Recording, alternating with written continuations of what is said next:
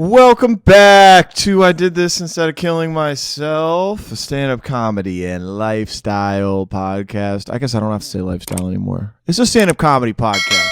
Stand-up comedy is a lifestyle. I don't even know what lifestyle meant. When I first started this podcast, I looked up how to categorize things, and lifestyle podcast was a category. And I just thought, that sounds legitimate.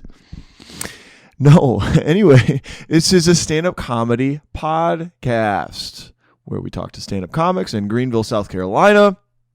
It is the week of June 13th, 2022. Beautiful time here in Greenville. And this is coming out on a Monday morning. If you're listening to this on a Monday, I hope you have, I don't know how you're feeling today. Seems like every day is like a reset button. I don't care how happy you were the day before. When you wake up on a Monday especially, you could want to just be like, I don't want to do this anymore. I don't want to do this anymore. It's so funny how human beings are like, I don't know. There seem to be like car engines you got to jumpstart mentally, psychologically. And if you feel like that, no, you're not alone, because I am probably the biggest sack of shit ever on a Monday morning. I'm recording this on a Sunday afternoon, and I feel kind of like a big sack of shit. But I just want to say that I hope you guys are staying positive, because you kind of are what you do. You know? Get up, make your bed, do your job, keep doing it, because there's nothing else to do. I've been lazy as shit for a really long time. When you're lazy as shit and don't do anything, it's worse.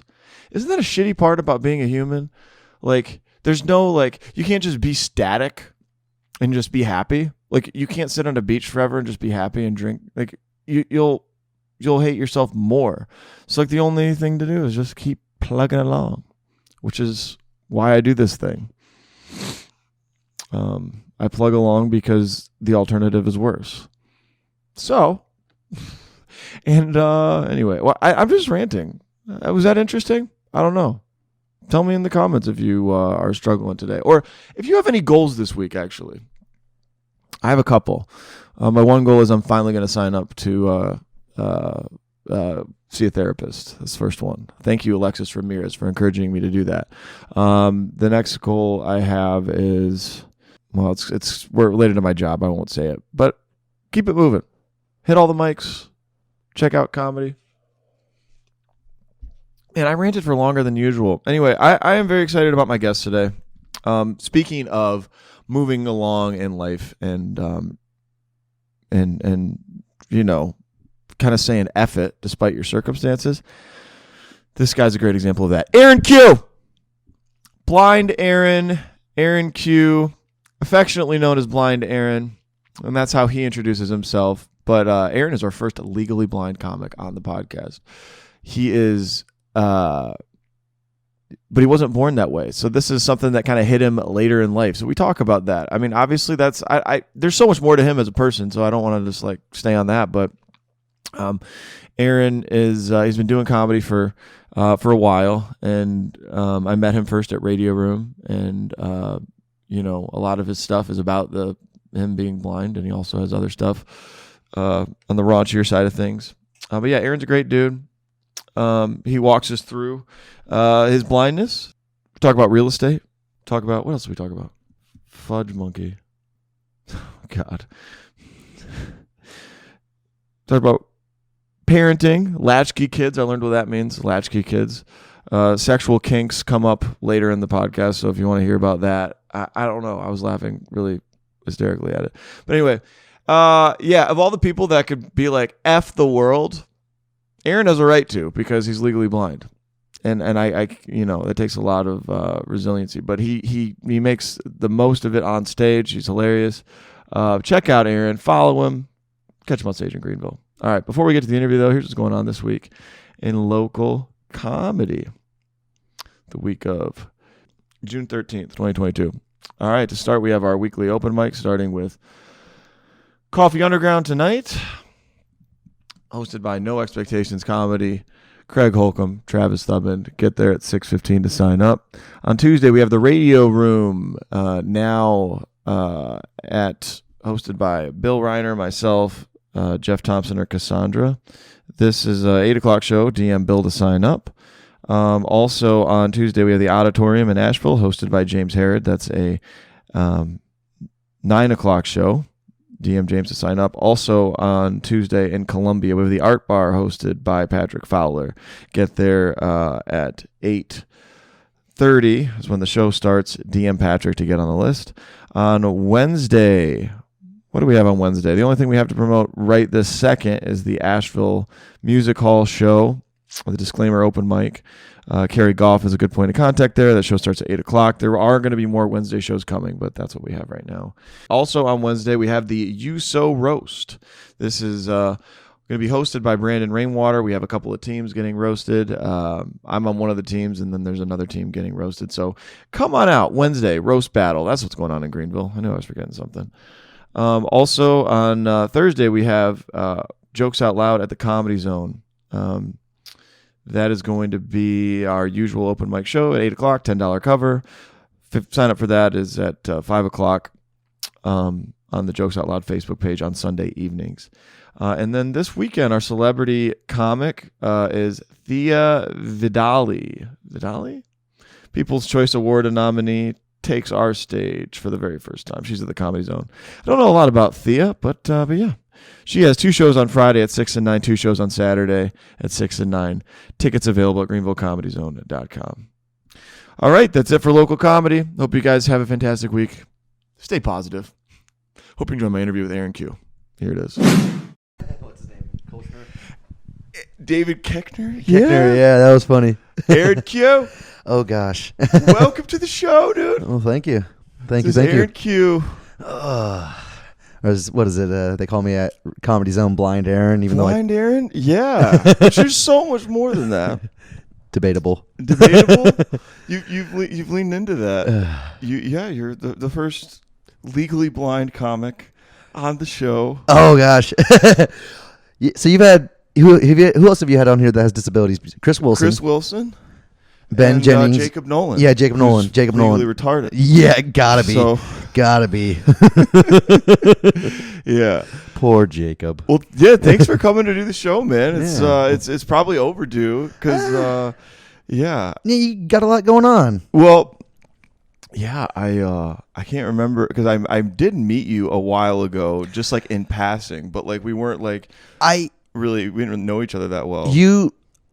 I started coming back to Radio Room during the pandemic, when they first started it up there. And you always came with Tesla. Yeah, in the beginning. Yeah, we came in the beginning, and then I took some time off because I had some stuff going on personal. Mm-hmm. I was trying to buy a house. I got you. And did you buy a house? Yeah, I bought a house in October. Hell yeah, dude! Yeah. Congrats. It's my favorite thing to flex on my older brothers because they're all completely able-bodied, and I'm like, hey, none of you guys own houses, dude. Home ownership—that's huge, man. I hate owning a house. Well, you should take pride in it though too. Yeah. And did you if you got it last October? Was that? I mean, prices were still kind of like low. Crazy. I had a guy. It was lower than the recent spike, right? It's extreme. Yeah. I got mine. It's a tiny little house. It's only like a two bedroom. But it's a single family home. Single family home, detached, not a townhouse. Nope, not a townhome. And the kicker is I got almost an acre of property. Okay. Yeah, and I moved by Furman. You dropped me off one night. Yeah. Oh, that's right. Yeah. You can't see at night, but I got a big backyard, and that's the issue about being a homeowner. As when you're blind, you can't do yard work. Right. And so it's just like I have an acre. So anytime landscapers come out, they're like, "We'll charge you $200." And I'm like, I don't have $200 every 2 weeks to throw at landscapers. Yeah. So you got to outsource some of that. Yeah. But I mean, you got a property in Greenville, which is pretty. Is it a Greenville address? Mm-hmm. Yeah. Dude. Yeah. That's huge, man. And that's only going to. It already has. Yeah. I had a guy knock on my door and offer me $60 more than I paid for it. Holy. But I'm like, I'm not selling. I would just hang on to that crap. Yeah. I feel the same thing about this place, the condo. Like, oh yeah. It's appreciated already, and I get calls too sometimes. Yep. People wanting to buy it. Yep. Yeah, well, and you're right in the heart of downtown Greenville. Mm-hmm. I mean, it's a small place, but I figured I wanted to keep it and rent it out later. Oh, absolutely. You said you had another place in Atlanta, right, that you rent out? Yeah, I do have a condo in Atlanta. No, I know how that sounds. I'm older though, so you're not much older than me. I think I'm older than you, actually. Actually, how old are you? 34. Well, yeah, I'm 33. So, I think that's right on track. If you're in your 30s, you should be taking care of your money and maybe have some investment. If you Oh yeah. You gotta saved and diversify did your things investment. right. Have some decent investments. Yeah. Yeah, but I mean, the condo that I have in Atlanta, the only reason that I kind of still have it, one of them is probably laziness, because I didn't want to. Selling a property sounds like a ton of work. Yeah. And I would rather just keep it and rent it out.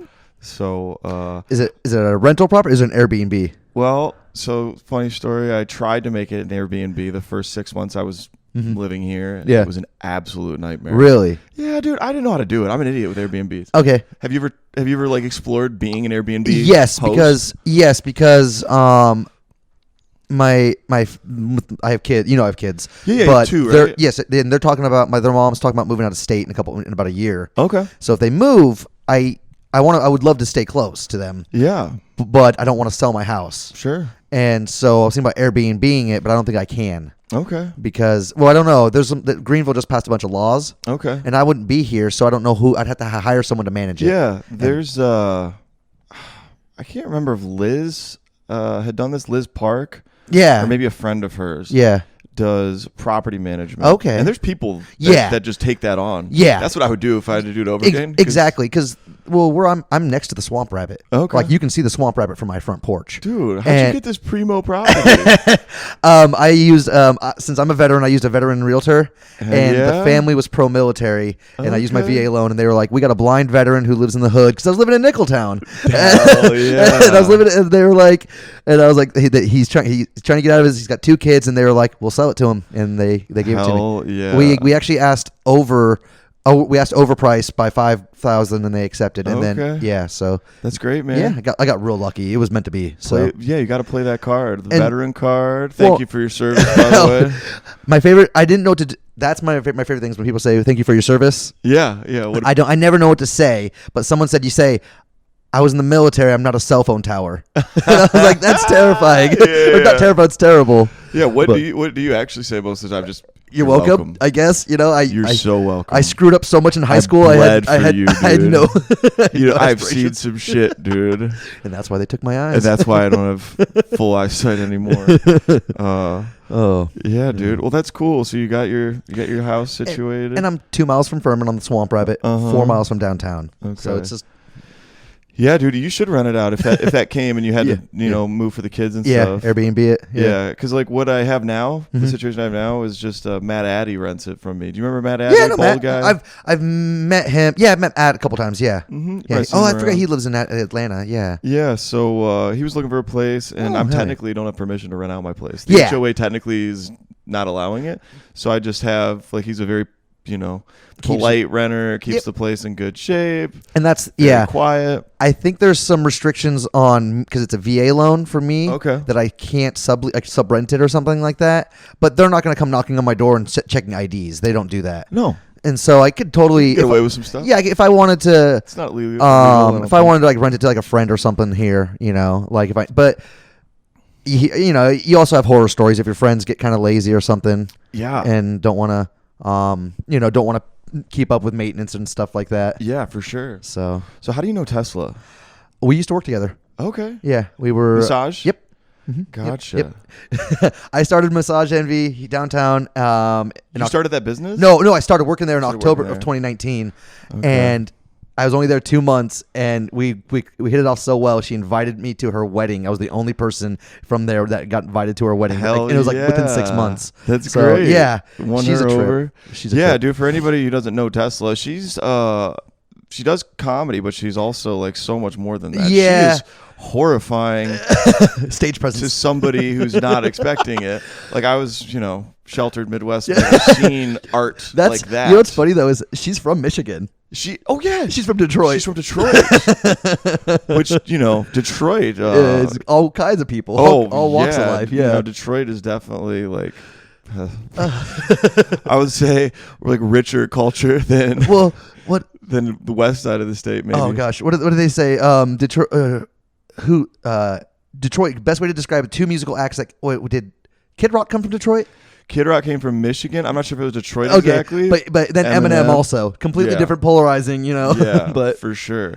Tesla does like dominatrix shows. Is that right? I don't know if I should plug her because she has a different name, a stage name, and then that's kind of like. Is Tesla her stage name? No, that's her real name. Her stage name. Oh, Saints is Mistress Wild. Mistress Wild. Yeah. Does she not want that in here?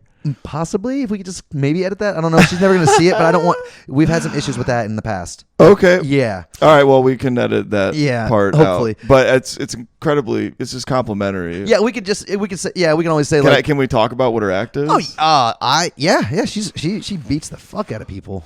She does. She beats the. She's got some intense sexual stories on stage. Oh gosh, and story about the vibrator.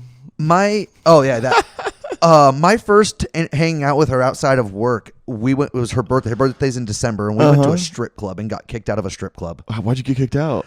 What'd you do? I was shit faced like usual, and because we had been pre-gaming, and we go anywhere, people buy her shots, and she's like, only if you buy my blind friend a shot. She just has that natural, and people know, she has a presence, and people are like, you got to buy my blind friend a shot too, and they're like, okay, so they buy, buying all the shots. We get to, where was it? It was Lust here, and we got there at like 1:30 on a Tuesday. And so it's already like they're done. They're already done for the night. Like they're tired, and they're like, let's buy Tesla a lap dance for her birthday, and she's like, I don't want a lap dance. I mean, she's bi, so she's into it, but they're like, let's buy her let's buy her. And then she's like, I don't really want to. So they took up money, and then they're like, let's buy Aaron a lap dance. And they're like, why? And it's like, let's get the blind guy a lap dance and see what happens. And I'm like, please don't. So they did. But they're like, Tesla wants to watch you get a lap dance. And I'm like, all right. So Tesla watched as you got a lap dance? Sat next to me right here.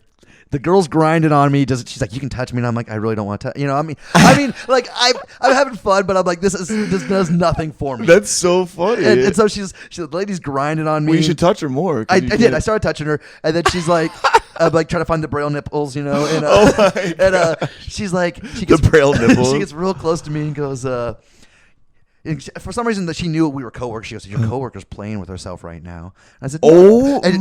And I said, no, she's not. And she's like, how do you know? You're blind. I said, because if she was, I could hear the mac and cheese sound. Oh my. And she got up, climbed off my lap. The dancer went and told the bouncer, and then they turned the lights on us like 10 minutes later and had us leave. Mac and cheese sound? You've never heard that?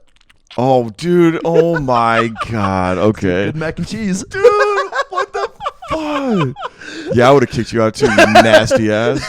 Oh my God. That lady can't serve her babies anymore. Mac and cheese. Dude, she was that offended by that? I don't know.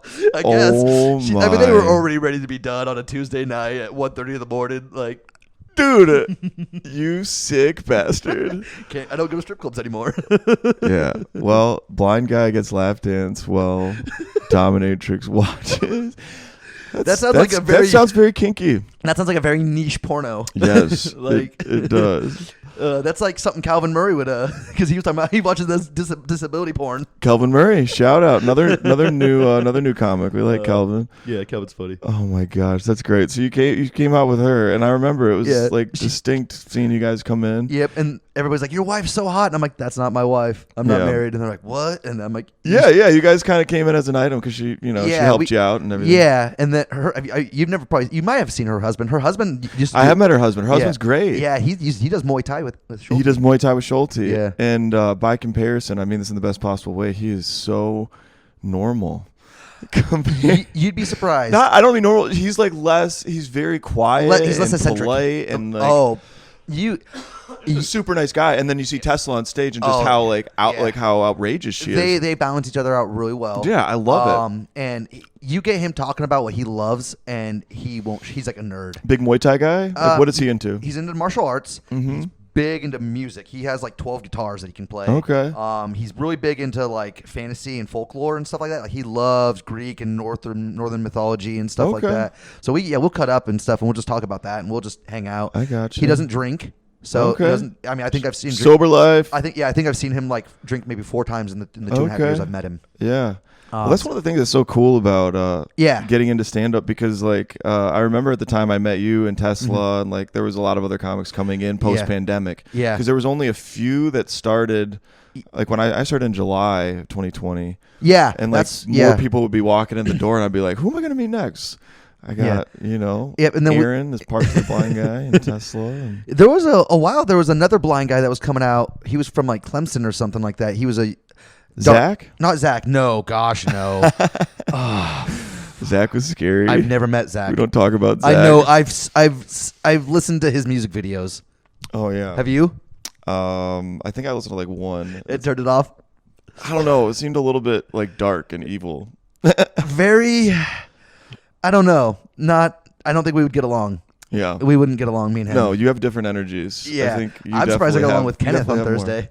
The other blind. Kenneth, yeah, there's another blind guy that came to the Comedy Zone, another black gentleman. Yeah, he does 20/20 productions. He may have been blind from birth. Yeah, which I think so. It seemed like his we give you shit about this all the time. Aaron, how blind are you really? Enough to get this. And I hope you don't take offense to that. No, We're like, no. Aaron's not blind, dude. He looked right at me. I longboard. Right. But this guy who came to the Comedy Zone was definitely like completely blind. Completely blind from birth, sort of, and he needed help to actually move at all. And I said that on stage. I gave them shit for that. That was a very funny opener, dude. You had a really good set. I had a really fun set. Yeah, I talked so much crap. Because what did you say? You said the other blind guy. They played the same walk-up song for both of us. They Right. said, that was Bill. Bill was playing. I can see clearly now that the rain is gone. And I said, how the fuck are you gonna play the same walk-up song for both blind people? We're blind, not deaf. Yeah. And then I said, great joke. And then I said, I've been coming to this venue for like 6 months and no one's ever offered to help me up on the stage. Yeah. I kind of want some of that white privilege right about now. Exactly. Really funny joke. And then I think from there I said, me and Kenneth are gonna be cane fighting if we raise $100. Yeah. And dude, oh my gosh. There was actually a really funny moment later that night at karaoke. Oh. And I was dying laughing. What happened? Well, Tommy Donovan was singing. Oh. And he was singing like some kind of like Blink 182 song. Oh, or yes. something. Yes. I know what you're talking about. Yep. The don't waste your time. Yeah, but Tommy gets like real aggressive on the karaoke mic. And you were like dancing, and all of a sudden he just said, "Sing it into your cane, bitch," to you. I was like, "What outrageous? Sing it with your cane, bitch!" Like he's like, I don't even know what that was. Like if he was roasting you, or if he was just Tommy being Tommy, just living in the moment. Yeah, I was like, is that? Oh my god, Tommy's a trip. Yeah, but yeah, that was a fun time. So like, okay, explain. Because obviously I don't want to make light of it. Like, this fucking sucks, dude. And like going through that, like I'm sure, like, oh man, challenge you in crazy ways. But walk through like your my vision and my stuff. My lack of like, vision. Okay, sorry to make you no. It's fine. I'm interested. I love it. I love it because I get to talk about myself and I'm self-centered. So me too. But I'm also of the mindset that if you don't talk about it, people remain ignorant and they just assume things, and that's the worst. Yeah, for sure. So it's a very weird, unusual, complicated. I have 3 types of blindness. Okay. And most people are like, I didn't even know there was more than one. I'm like, oh, I didn't either until I started losing it. Mm-hmm. So I lost my left eye going probably about 10 years ago to a detached retina.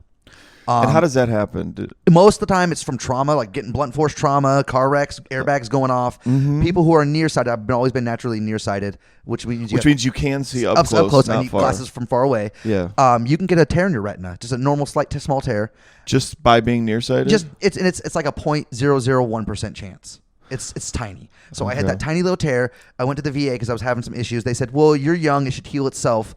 We'll see you in 6 months." Okay. 6 months later, I went back in. They're like, your tear has progressed to a full-blown detachment. We don't know how long it's been detached. We can't help you. So how did you feel when that? I felt like a kick in the gut. Like, all right, well, I mean, I'm already here. I can't go back. So we were just gonna. I could still drive. I still worked at. Because you had full vision in the other. Yeah, and you only need one eye to drive. I used to work in factories. I worked at Michelin for 2.5 years. I worked at a textile mill in Marietta here for 2.5 years. Then went through my divorce. And this is where the perseverance in life. I had to rebuild my life all the way. Took about a year to rebuild my life because she took everything in the divorce. Dude. I'm sorry, bro. I came home. I came home to an empty house, and when I say empty house, everything, groceries and everything. And we had just bought groceries and filled the house with food. She just took everything and bounced without telling you? She came and brought me lunch at work that day and said, "I'll see you later." And I came home to an empty house. Yeah. I had Okay, so at this point, So you are blind in the left eye. left eye completely gone. Still rebuilding my life. Get my life. My mom's like, hey, we just bought a humongous house in Tennessee. If you want to come live here, we'll let you go to school for free. You can live here rent free. And I was like, how old were you at this point? 20. This was 2017. So I was probably. No, this was 2015. So I was probably 27, 26. Okay. Yeah. So then I moved. I can't do math. No, me neither. Me neither with these little, yeah. And so I actually got accepted to UT.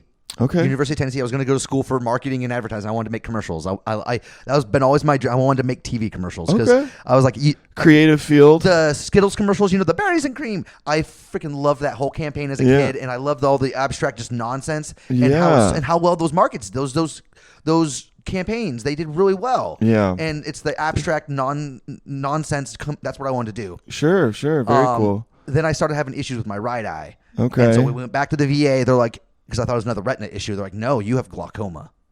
And I was like, what? Is it more likely to get something like that once you have issues in another eye, or was it just random chance that? Random chance. All of mine is all bad luck. Yeah. Glaucoma doesn't happen until you're like late 40s, early 50s at the earliest. I was in my late 20s, and they call it juvenile glaucoma. And it was extremely aggressive. If you don't know what glaucoma is, it's high eye pressure that damages your optic nerve. And we don't. So is it pressure from like the back? It's just stress, and it builds up. And we don't do nerve transplants, much less optic nerve transplants in the U.S. So once that damage is there, it's permanent. Do they do it anywhere else in the world? Some places are just touching it. Like they're experimenting with it? Like in like India and stuff like that. So in countries where they're willing to be more experimental, like in the U.S., they're pretty conservative in what they'll try. Yeah. They want FDA approving. Like there's bionic eyes you can get now. Okay. And they've had really good successful trials of those in Europe, and we just got approved here. They had successful trials back in. Do you follow this technology pretty closely? I'd imagine. I would totally. Stocks. I would. What's that? I bought stocks into it. Okay. And they went from 9 cents to $9. Hell yeah. So. Well, that's. I mean, obviously, like you want to make money off of it, but I would be optimistic about the prospect of improving your site. Exactly. That's exactly it. So. And so the glaucoma, it was really aggressive. And by the time we got it taken, and it was about 6 months we were battling it. Like it's a lot of just disgusting procedures. Like they had to take a scalpel to my eye at one point. Yeah. They had to take a needle to it, injections, all kinds of stuff. We finally got it fixed and under control, but I'd lost 80% of my peripherals. Okay. And then so you can see straight ahead? No. This is top right corner. The top right corner. Yep, right about here. Yep. Okay. Yep. And then I also have floating lights everywhere. So like floating flashes and stuff. Mm-hmm. And then about 3-4 years ago, they found cataracts in both my eyes. And cataracts is what? Hardening of the lens, and it's so like if I take my glasses off, you can see the white spots in my eyes, like where they're not supposed to be, and that's what they are. And then over time, they get so bad that you colors are duller; they're not as bright and sharp. Okay. It just can really obscure a lot of stuff. So yeah. So we just. Well, you are remarkably positive when it comes to like a situation like this. That's got to be really hard. You got to. Yeah. I learned early on.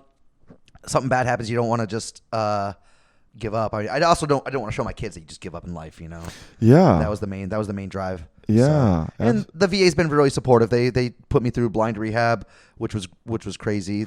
Taught me all the fun stuff. Taught me how to cook and take care of myself while I'm blind. Okay. I love to cook. Yeah. So we were talking before we started the show that you have a lot of hobbies. Yeah. Beyond just how I knew you, because I knew that you do stand up and you're a massage therapist. Oh God. The vision loss got me into massage. Okay. Gotcha. I needed a job that didn't require vision. Okay. And it's a perfect fit. Yeah, absolutely. So before we do the massage, what other hobbies do you have? You said cooking. I like to cook. I longboard a lot.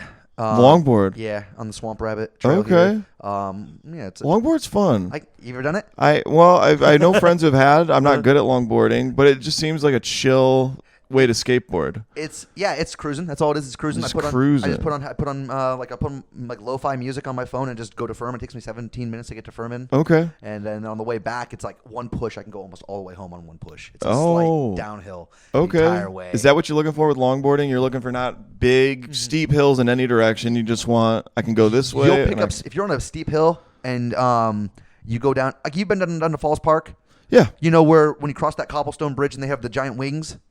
I think so. Well, there's a big steep hill that goes down. I went down that on my longboard once. Never again. Did you fall? Oh yeah. If I didn't have my backpack on, I would have domed. I would have hit my head. Oh my gosh. Yeah, it flew out and I came down and smashed my head. I had a whiplash. Yeah.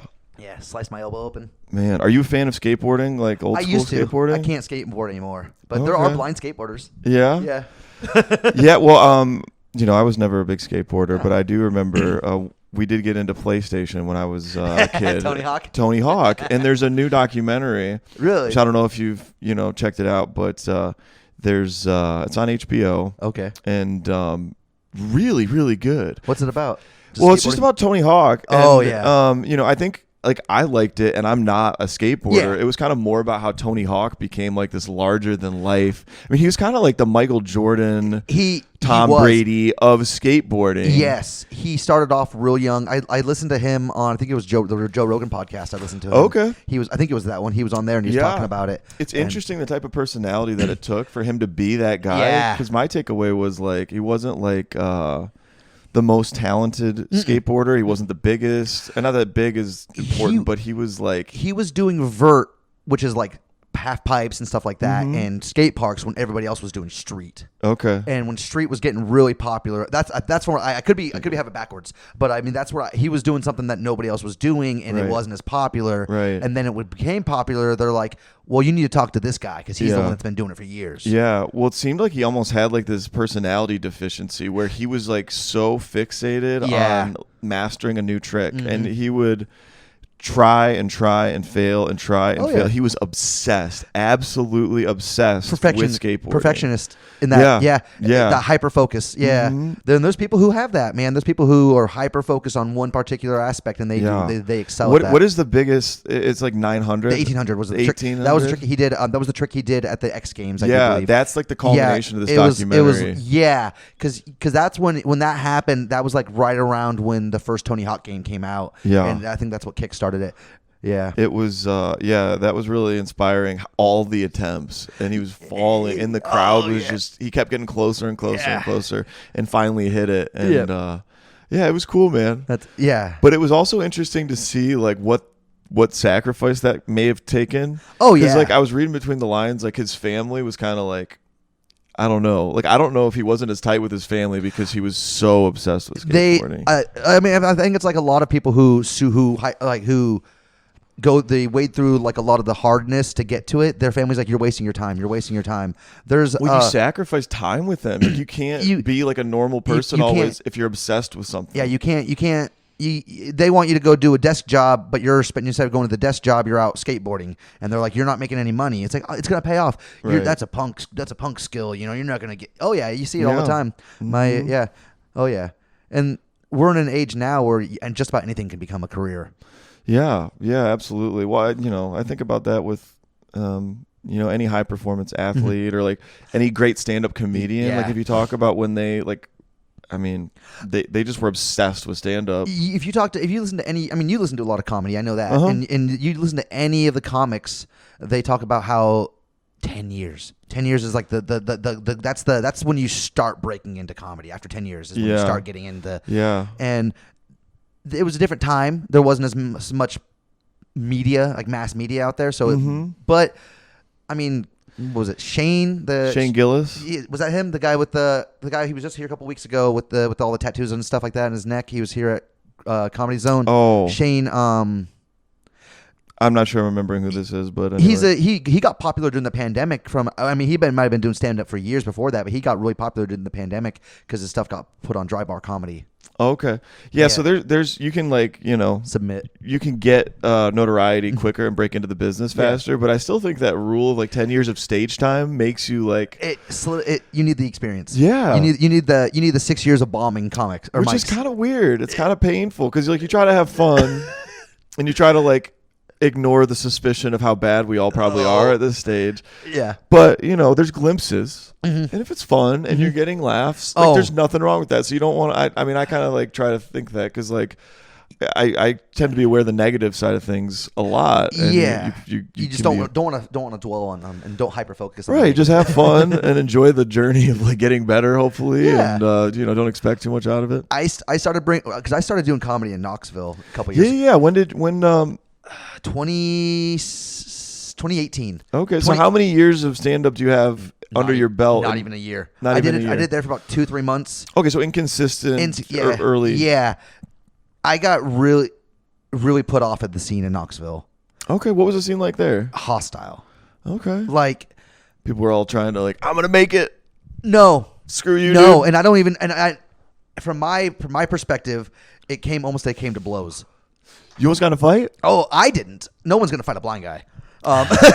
No. So I started comedy because I was going to this bar I used to go. It was a dive bar I used to frequent all the time. And I loved it. It's my favorite dive bar. It was the only place that was open late at night after I got off work in Knoxville. Was this after the divorce? Okay. Yeah. And I would just get off work and go there, and they had a really good special. It was like a PB&J. It was a Pabst Blue Ribbon and a shot of Jack for $5. Okay. And I would just get 2 of those and go home. Nice. They started doing open mic comedy there, and the first night, there was like 3 comics who went up and did jokes that they weren't targeted at me, but I took offense to them because they were so bad. Like one guy jokes were bad? Yeah, one guy said, now in hindsight, I think about them, they're pretty funny. One of them was pretty good. The other ones were bad. One of them was like, I dressed up as a blind guy for Halloween one year, but all I had was the cane and a shirt that says love, and nobody knew what it was. And I'm like, love is blind. Yeah. And I'm like, what?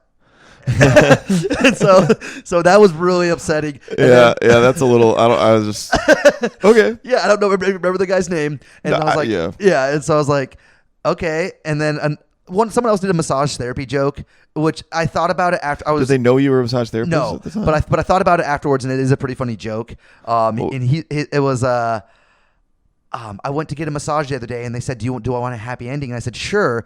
All they did was jerk me off, and I got mad because I was hoping they'd bring my father back.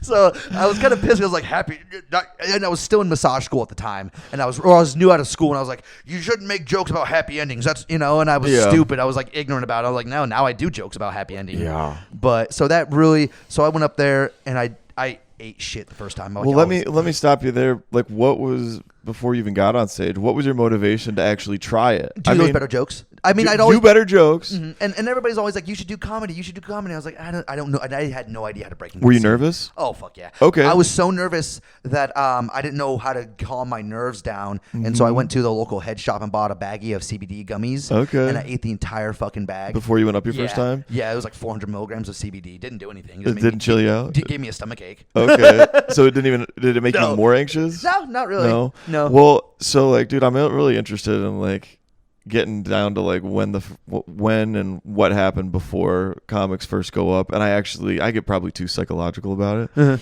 But obviously you went through some hard freaking shit. You went through a divorce. You have this progressing blindness that's like not fair. It's not right, and you still stayed positive through. But like, did you kind of just get to a point where you're like, fuck it, like I don't care anymore, like with comedy, or was it more just like not that big a deal, just like I just wanted to do this?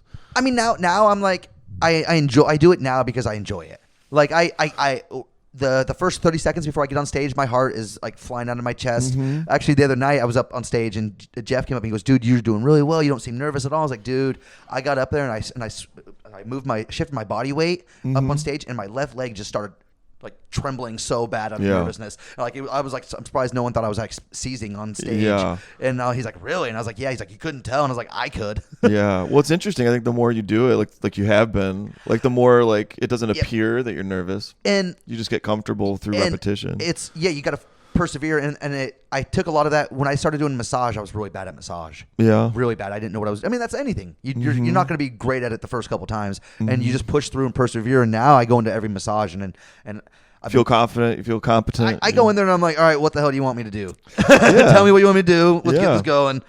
For sure. Yeah, for sure. So like when you went up the first time, you said you didn't do well. No, and I had a lot of people supporting me because the bar staff was there and they knew me and everything. But I thought I was on top of the world. Yeah, I finally did it. Okay, cool. Yeah, and they're like, you should come back next week. And I was like, yeah. Wait, so how long had you been thinking about doing stand-up before? Was it? Probably about I've been toying with it for several years, but like I said, I never knew how to break into the scene. When did you first discover that open mic comedy was a thing? I've known about open mics for years. I have a friend I grew up with in high school who's been doing open mics since high school. So not quite high school, but yeah, he's out on the West Coast. Okay. He's hilarious. Yeah. His name's Naren Van. He's Cambodian. And he's still doing it? Oh, and he's also an ordained minister. Okay. And he does both at the same time. Like he'll do weddings and then do jokes at the wedding and roasts and stuff. And that's great. He's done like over 100 weddings. Wow. He's hilarious. Yeah, it's interesting. Those skill sets, ministers. Jacob Nolan, we roast him a lot. And but I think he was involved in the church early on. He was just molested. He would do. Yeah, he was real involved. Wrist deep. Yeah, I think he would actually give like sermons and lectures and stuff. So it kind of makes sense when you see him on stage because he hasn't been doing it very long, but he's got this confidence. He's used to public speaking. Yeah, that's for sure. Yeah. So okay, so you were like, yeah, I did it. Yeah. So what? And you just had that energy and enthusiasm that kept you coming back. Kept it coming back, but there was another comic who he claims he likes me, but he would do jokes at my expense when I wasn't there. Like I was only going out like once or twice a month. Yeah. And he would go up there and he's like, I'm so glad I'm so glad I'm here tonight. There's a comic that comes out who's not actually blind, and he does these really terrible blind jokes. He's not, and it would just disingenuine my entire set. And it got to the point where like I didn't even know about it. For a while, nobody told me, and then I had bar staff come to me and goes, "Hey man, did you say he was okay to do those jokes?" And I was like, "What?" And they're like, "Oh yeah, he's coming up and when you're not here and telling jokes about and like talking about how you're not actually blind and you're doing it as a shtick and all this stuff." And I was like, "Do you have a problem with me?" He goes, "I just don't think you're funny." Oh. And I was like, "Okay, cool, man." But then so I go up on stage one day at an open mic, and he just starts immediately texting me, like blowing my phone up on stage. While you're on stage? While I'm on what an stage. asshole move. Yeah. And he's like, "Oh, I didn't know you had your phone on you." And I'm like, "You see me do my jokes." So what things was he texting you? He was like, "Tell some jokes. Be funny. Tell some jokes. Be that kind of stuff." And so I spent the next. I was like, okay. And I had. This is still in Knoxville, right? Yeah. And I'm getting why this is an asshole scene. This is cool. And I had reached out to other hosts. I'm like, why is he like that? And they're like, he's just a try hard. He's just a try. Just don't worry about it. What? Yeah. And I was like, okay, cool. Well, it ended up being like, I was like, it's gonna happen. I'm gonna blow up on him on stage, and I did. I went up there. And I just roasted him for like 5 minutes. How'd it go? Well, he's also, his jokes they're funny, but he's never changed his set. I guess he's been doing comedy for like 3-4 years now. Same jokes every week, and a lot of them are very punch down. Okay. Yeah, and so he's made a lot of the female comics in the scene not want to come out anymore. So I mean, classic mistake. Yeah. Also, if you're just like kind of a bitter person that can just continue. And so but there was some other comics, and the bar staff was like, "Thank you," and I was like, "Really?" And they're like, "He's an asshole. We don't like him." But he got up and left. He got up and left. He was like, "I'm out of here," and he left.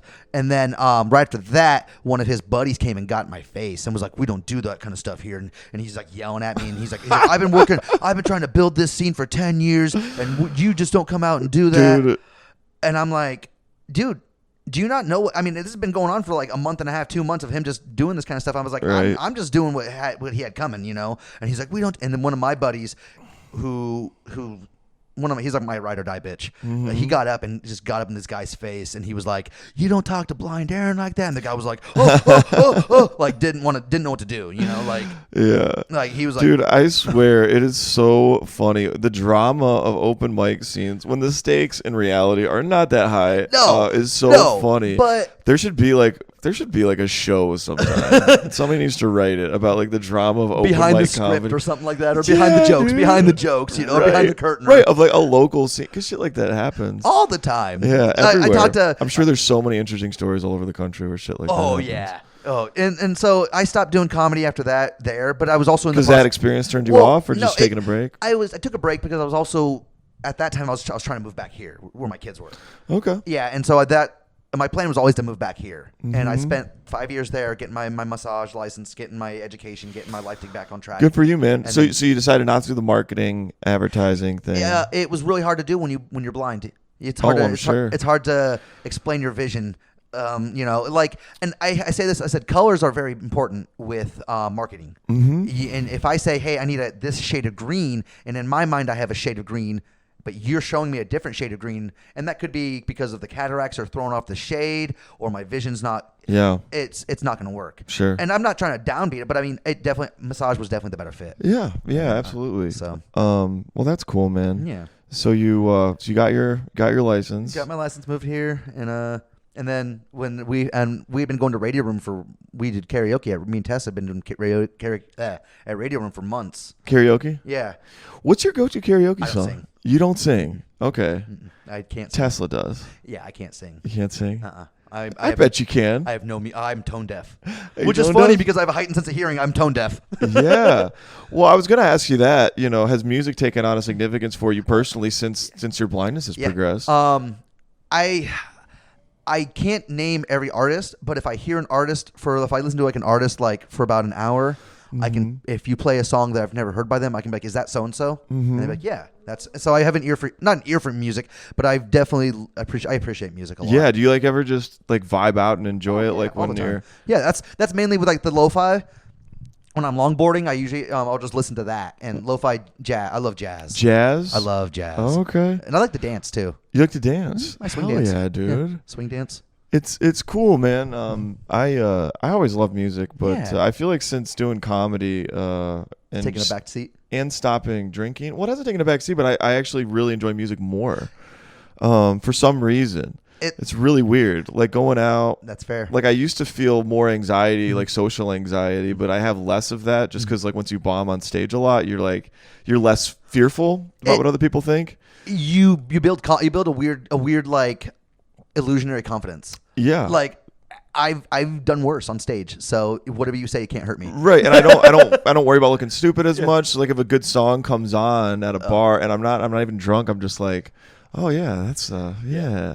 I just appreciate a good singer. I can't sing very well either. I was in choir, and I can I know the notes, but I can't hit them. Yeah.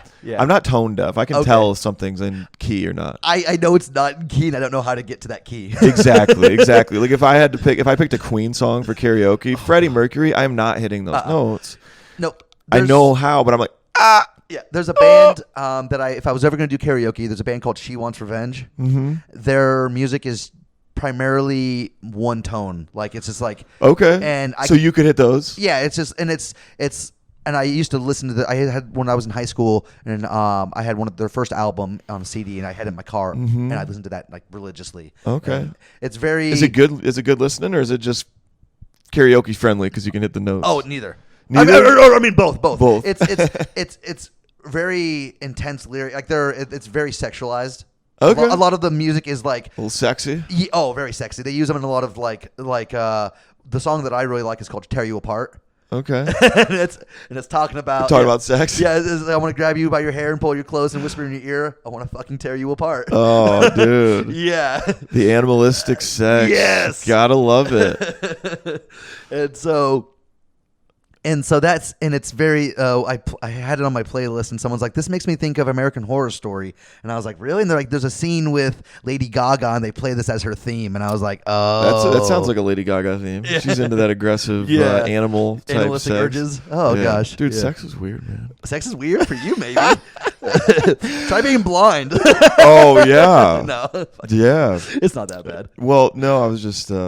Yeah, sex is we don't have to weird. talk about sex. I just made the comment. I don't know. I don't know if I want to go down this rabbit hole, but basically, I mean, I grew up very sheltered. So the way sex ed is done when you're. Did you grow up religious? Kind of, sort of, not really. Okay. We went to church growing up, but at the same time, we also had a Kama Sutra book in our dining room table. Okay. So, at 5. Okay. So you had open-minded. Oh, we were exposed to so much stuff. Yeah, so I kind of had the opposite experience, and when you talk about sex, as a growing up, in that context, it's viewed as this very sacred act, and it's done in marriage, and we don't talk about the details because that would be just vulgar. We don't talk about that, and you'll learn about it later, and just. There's so many. But red like, flags but to the, that. but the animalistic parts of sex, like the expression, like that all, and I don't mean to shit on my upbringing or religion. No, it happens. But there's just integrating that other part of it. And you don't. There's a lot to sex that is not talked about in evangelical. When you're raised in that, you don't know any different. Right. Yeah, you don't. Yep. Right. Yep. And I was talking about this last night with some friends about how, I can't believe I'm gonna.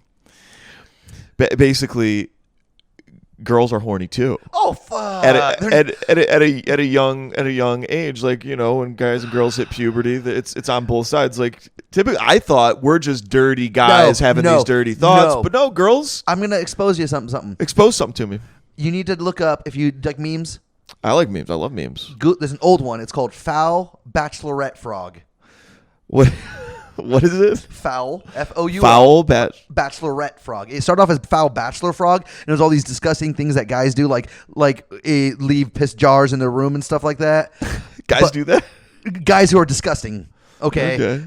Foul Bachelorette Frog is all the things that women do that are disgusting. Yeah. And it's so like. Yeah. Yeah. I don't even want to get it. I don't want to. No, so it exists. It's real. It's not like we need to like not talk about it. I mean, I think I like when people are open with how the world really is. Oh, yeah. But gosh, it's funny. There's a Seinfeld. Are you a Seinfeld fan? Yeah. Yeah. You watch a lot of the show? I've seen it. I've seen a lot of it. Okay. Well, there's an episode where Jerry is like, he's dating this girl. And he always finds a reason to not like them. Yeah. And the reason for this girl, she's like a really nice person. Mm-hmm. She gives to charity. Mm-hmm. And he's like, she's too good. He's like, I admire the hell out of her. You can't have sex with somebody you admire. Where's the depravity? There's no depravity. No depravity. And then he finds out she like uses birth control, and she uses like this Today Sponge birth control, and she has like tons of them. Oh. And he's like, oh, she is depraved. It is just like this other side to her.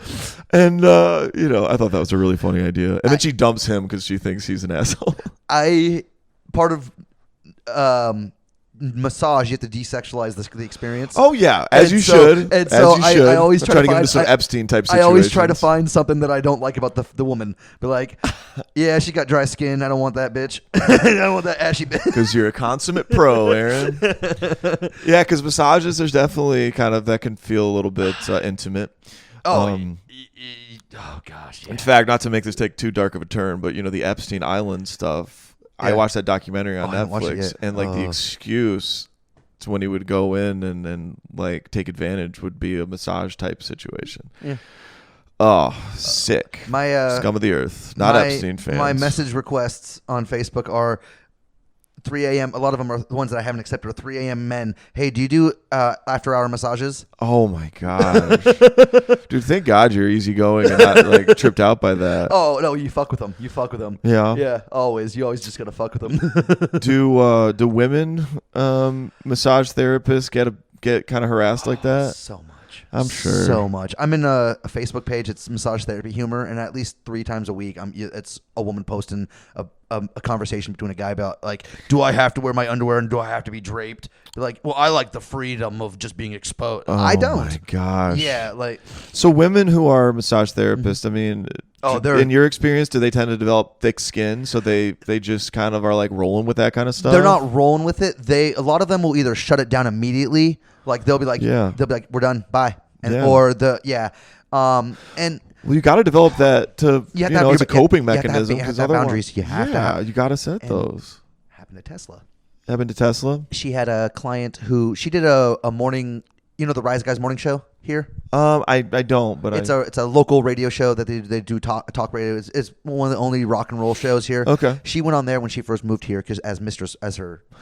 And because it was the first thing here in the upstate like that. Mm-hmm. And one of her massage clients recognized her voice off the radio station because she used a different name, and came in and was like, I heard you on the radio. And she's like, oh. And he's like, would you ever be interested in doing after hours? And she's like, no. He's like, what about if I paid you extra? She's like, no.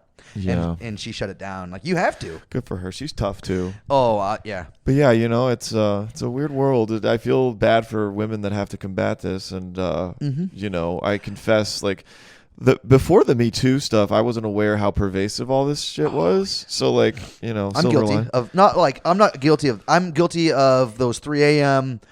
text messages to girls when I'm drunk, but like, you're such a beautiful person. I thought we were such a great friend. That I did those when I was younger. Oh yeah, for sure. I think I have some regretful drunk texts too, and like the creepiness of guys, and I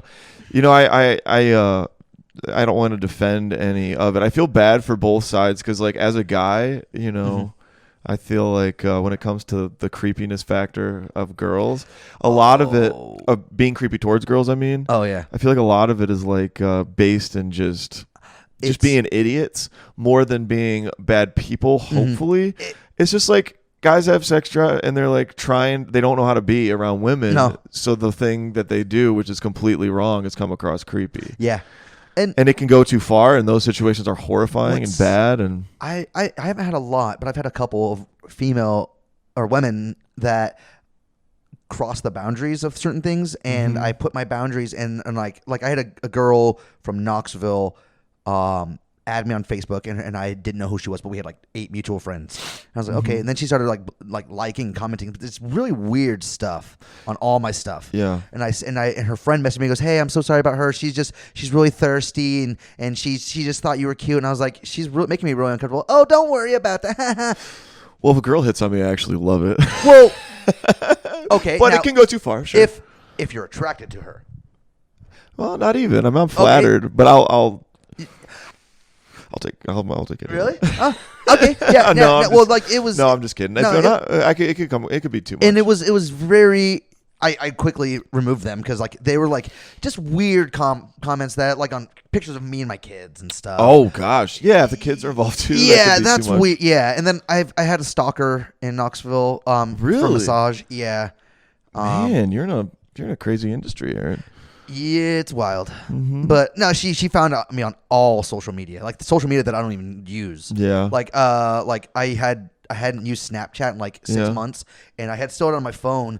But then I randomly start getting Snapchats. I'm like, who the hell is this? And I pull it up, and it's her. And I'm like, oh gosh, stalker. Yeah, you get a restraining order. I moved away, thankfully. Yeah, but yeah, dude, so many guys come across the wrong way, and I don't think they know they're doing it always. And so because it's a lot of, dude, I don't know. I just think women are. They can be very intimidating because they judge like your inadequacies. I looked this up. Like a woman rejecting you is like, it's like animalistic rejection on like a fundamental level. It's like you're not suitable as a mate, especially like so go F yourself, dude. So that can be a lot on the guys. Especially so guys especially on like dating apps. It's based off of image. Yep. And so so like I was on Tinder. And women are selectors in nature. They select who's fit to procreate. So if you're deemed not fit, if like I had a girl tell me she didn't want to take care of me. Yeah. And I was like, I didn't ask you to take care of me. I said I'm probably more independent than you are. Yeah. Yeah. But it's a lot of work to work on yourself and figure out exactly how to like it and so now I don't like if I meet people out in public, they're a lot more interested. Like when I run into people, like I ran into someone at karaoke one night who knows me through someone else, and they were like, you do so much, and I was like, I'm still a piece of shit though. Yeah. And it's they're more inclined to be like I get more dates out there than I do off anything else. Oh yeah, I agree. I think so now too. I don't use dating apps nearly as much as I had before. I prefer to meet women in person. You interested in meeting people or women? Yeah. Yeah, I am. We're getting ready to do another social event. You got a mixer? Yeah. Like speed dating? Well, Amanda hosted speed dating. Okay. Amanda's so sweet. Amanda Neal. And she just did her first open mic. Shout out Amanda Neal. She's going to watch this. She did fantastic. She's going to watch this. She watches all of them. Yeah, she's so sweet. Thanks for watching, Amanda. I was real quick about her set, dude. She did good. She did great. And she's like exactly how I would expect her to be, like bubbly and likable. And she had some really funny jokes in there. Yeah. I liked when she came up and she said, long-time laugher, first-time performer. I was like, what a sweetheart. Yeah. It was great. Yeah. And she actually did get hit and run on Wednesday or Thursday morning. Oh my god! She just got her vehicle back because someone busted up the driver's side passenger mirror, and then someone sideswiped her. Okay. Gosh, that's horrible. Okay, well, real quick. So the dating thing. Oh yeah, we did the speed dating, and it was okay. But she wants to do like a social meetup, just gathering and chit chat. Okay. So yeah, I'd be interested. They're fun. You know, yeah. My last girlfriend was before the pandemic, so yeah. I mean, I've dated, on and off. Yeah, but not then. girlfriend. Not right. exclusive. And part of it's because I've been so obsessed with comedy, and that takes up 5 nights a week. Yeah. So 5 minutes a week. 5 nights a week. Oh, does it really?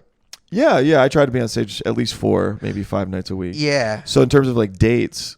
Because you don't want to watch them come watch me do comedy. No, definitely not that. And also, you kind of need to like set aside a time for dinner and stuff. Yeah. So I just hadn't been looking. I was like, oh shit, I should make work of that because you need freaking old. You need a balance. I'd be like, oh shit. Yeah, you got to have a balance in it. I try not to. But I don't regret. I mean, I'm doing what I love to do, so it's great. That's what matters. Yeah. Do what you want to do, what you love doing, as long as you're not hurting anybody else. Yeah. Before stand up, I kind of felt like I was doing it because I had to. I was like, oh shit, I got to get married because that's the next step. Oh shit, I just spilled coffee. Wow. Whoops. Yeah. I almost asked you if you wanted me to bring you some. Oh yeah. I was like, I'm getting coffee. You want any? But I didn't know when we were hanging out. So yeah, but yeah, now I'm kind of I'd be interested in meeting somebody. Yeah, I wouldn't mind. What about you? You're living the bachelor life. Off and on. Yeah, off and on. But you meet people out. Oh, too many people. Too many people out. I run into my clients out and about, and they're like, "You don't recognize me?" Yeah. I'm like, no, yeah. You have too much clothes on. No. Yeah. I'm in a weird situation right now. Like, what's your situation, Aaron? Break it down. I don't. We can edit this, right? We can, or just say what you want to say. I'm currently cucking someone. Oh my gosh. Like, okay. He knows. Okay. I've never met him. Oh my gosh. Okay, so for those who don't know, cucking is making love to another man's. Oh my gosh. We're gonna talk about this. Yeah, I'm currently. You don't mind saying this? Nah, it's fun. Okay. I'm currently. Yeah. The shit you learn, and yeah, she comes over, we hang out, smoke a little weed, fool around, and then she goes home. Wow. Yeah. Well, there you go. Yeah. So are you happy with this arrangement? I hate it. You hate it? I hate it. Oh, then stop doing it. I don't have any other prospects right now. Oh my gosh. Well, then Yeah, no, it's fine for the time being. I suppose she's not bad looking or anything. She's attractive. It's just. How do you know? I felt her. There's no scars that I have to be worried about. Yeah. Why do you have a scar where your boobs are supposed to be? No. Dude, I swear the things that I've been exposed to since come to Greenville. Yeah, dude. Dude, Greenville's a hotbed for just like terrible debauchery. Yeah. You been to Gaslight yet? It's everywhere. Gaslight, yes, I have. That is a very interesting place. You know what that is, right? Is it a swingers bar? Yeah, I got invited there by one of my massage clients. Okay, yeah, I was there. I didn't really participate in any crazy shit, but I was there with some friends, and yeah, she invited me, and she's like, me and my husband want to invite you out to Gaslight, and I was like, no, dude, I'm all for these underground places that have these crazy shit. Oh yeah, we have like an alien bar in Star Wars or something. Where like it's so alien to me. There's an Alice in Wonderland theme bar here. Really? Where's that at? In Pendleton Street, Woodside. Okay. West Greenville, over by the art gallery. Over by the art gallery. Yeah. Is that a good time? I've never been there. They serve. Well, you don't drink, but they serve tea. Okay. They serve tea and wine and some mixed drinks. Okay. It's called the Rabbit Hole or something. It's supposed to be really cool. I need to check out West Greenville more by Inkwit Art Gallery. Yeah. Shout out Inkwit. You've been on those shows before. Shout out. Oh gosh, Tuesday show was horrible. Yeah. Well, that's all right. We won't talk about the horrible, but we don't have to. But it's fun. I really living downtown, like there's a lot of bars that you could consider like more basic, like mainstream type bars that don't have like the local flavor. Greenville has a bar. Downtown has a bar for everybody. Yeah.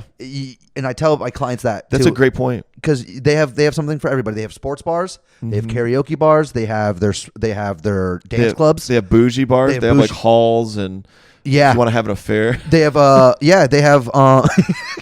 That's what I view halls. I feel like a bunch of like businessmen, divorcees, it is, and like they're escorts.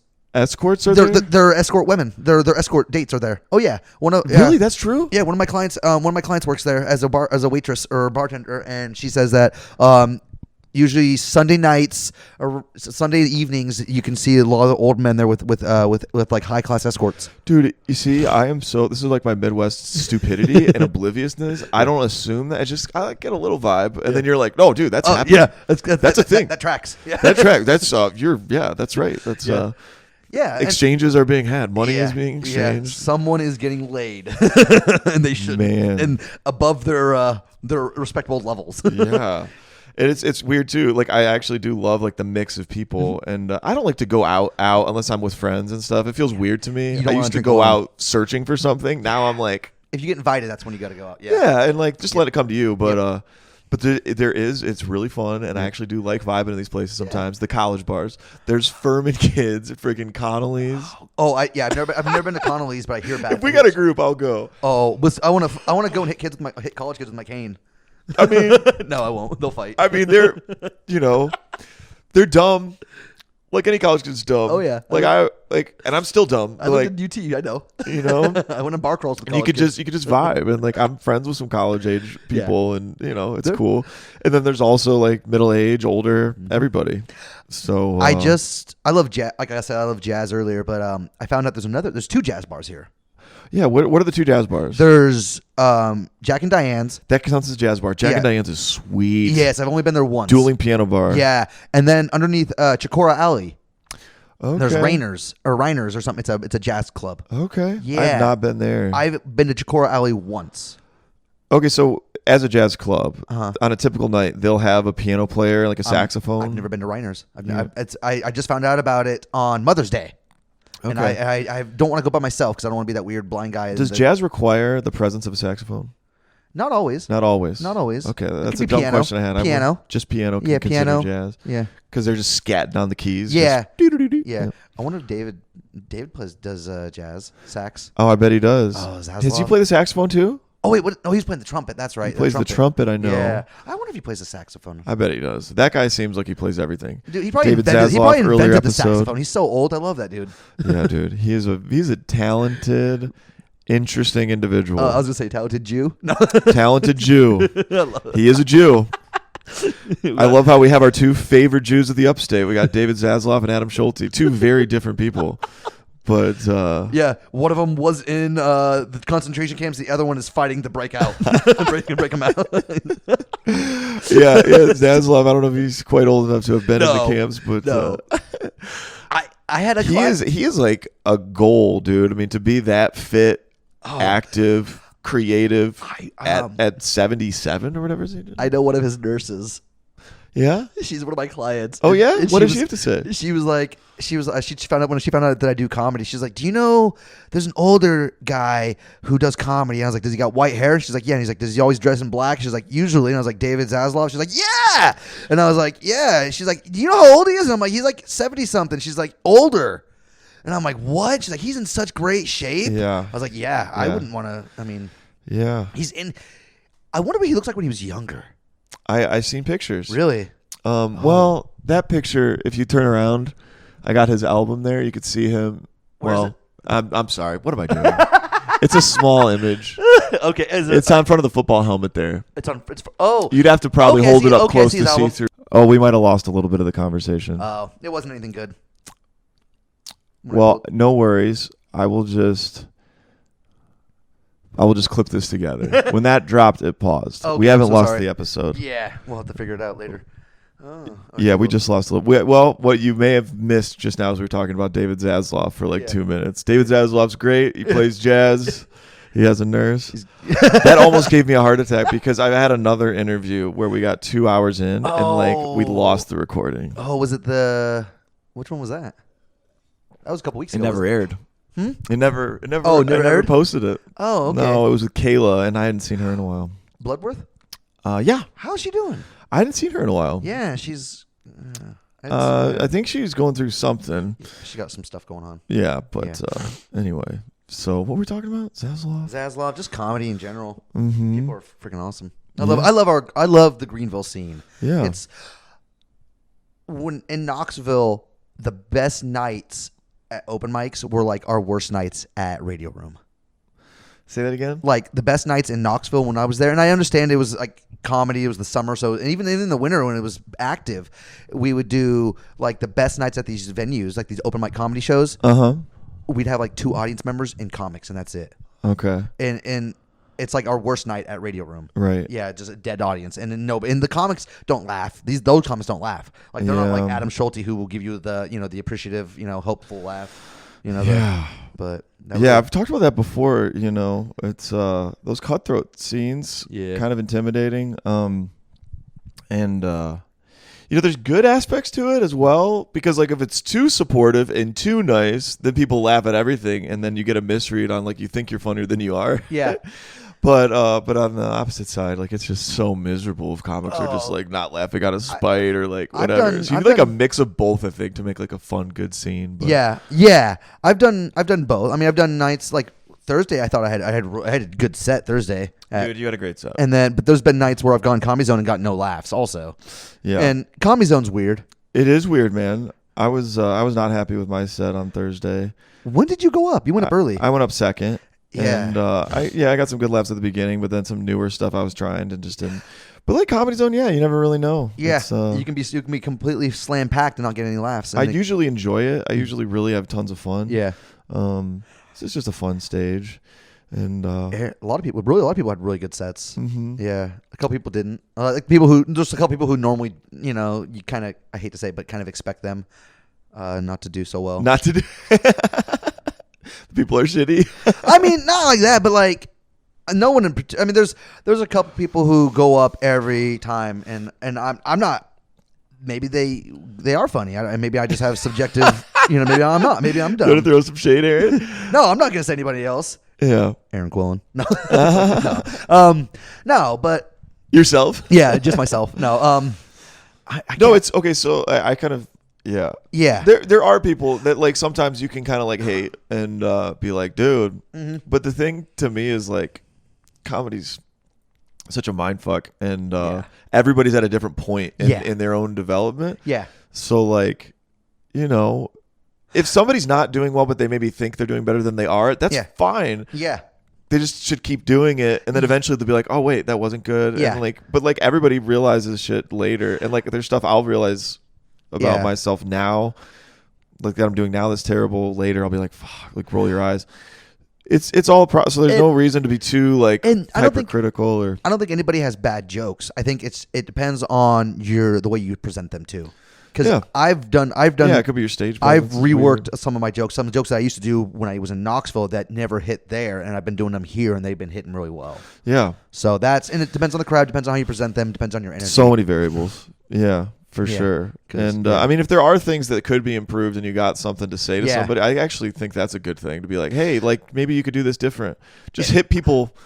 Positive feedback. And don't give it all at once. And I wish we used to have, Adam used to do his workshops. I feel bad. I never came to those. I couldn't. You couldn't. The weekends I had, I work Sundays. If I'm not working, I have my kids. Yeah. And so I'm not bringing my kids to a comedy workshop. Yeah. Nobody's gonna enjoy that. Adam did the writers' room. Yeah. On Sundays, right? Every Sunday. And then Dougie did the workshops on Wednesdays. Yeah, those are fun. I couldn't make any of those. The one time I was going to make one, work was like, hey, we have an impromptu work meeting you have to go to. And I'm like, man. Mm-hmm.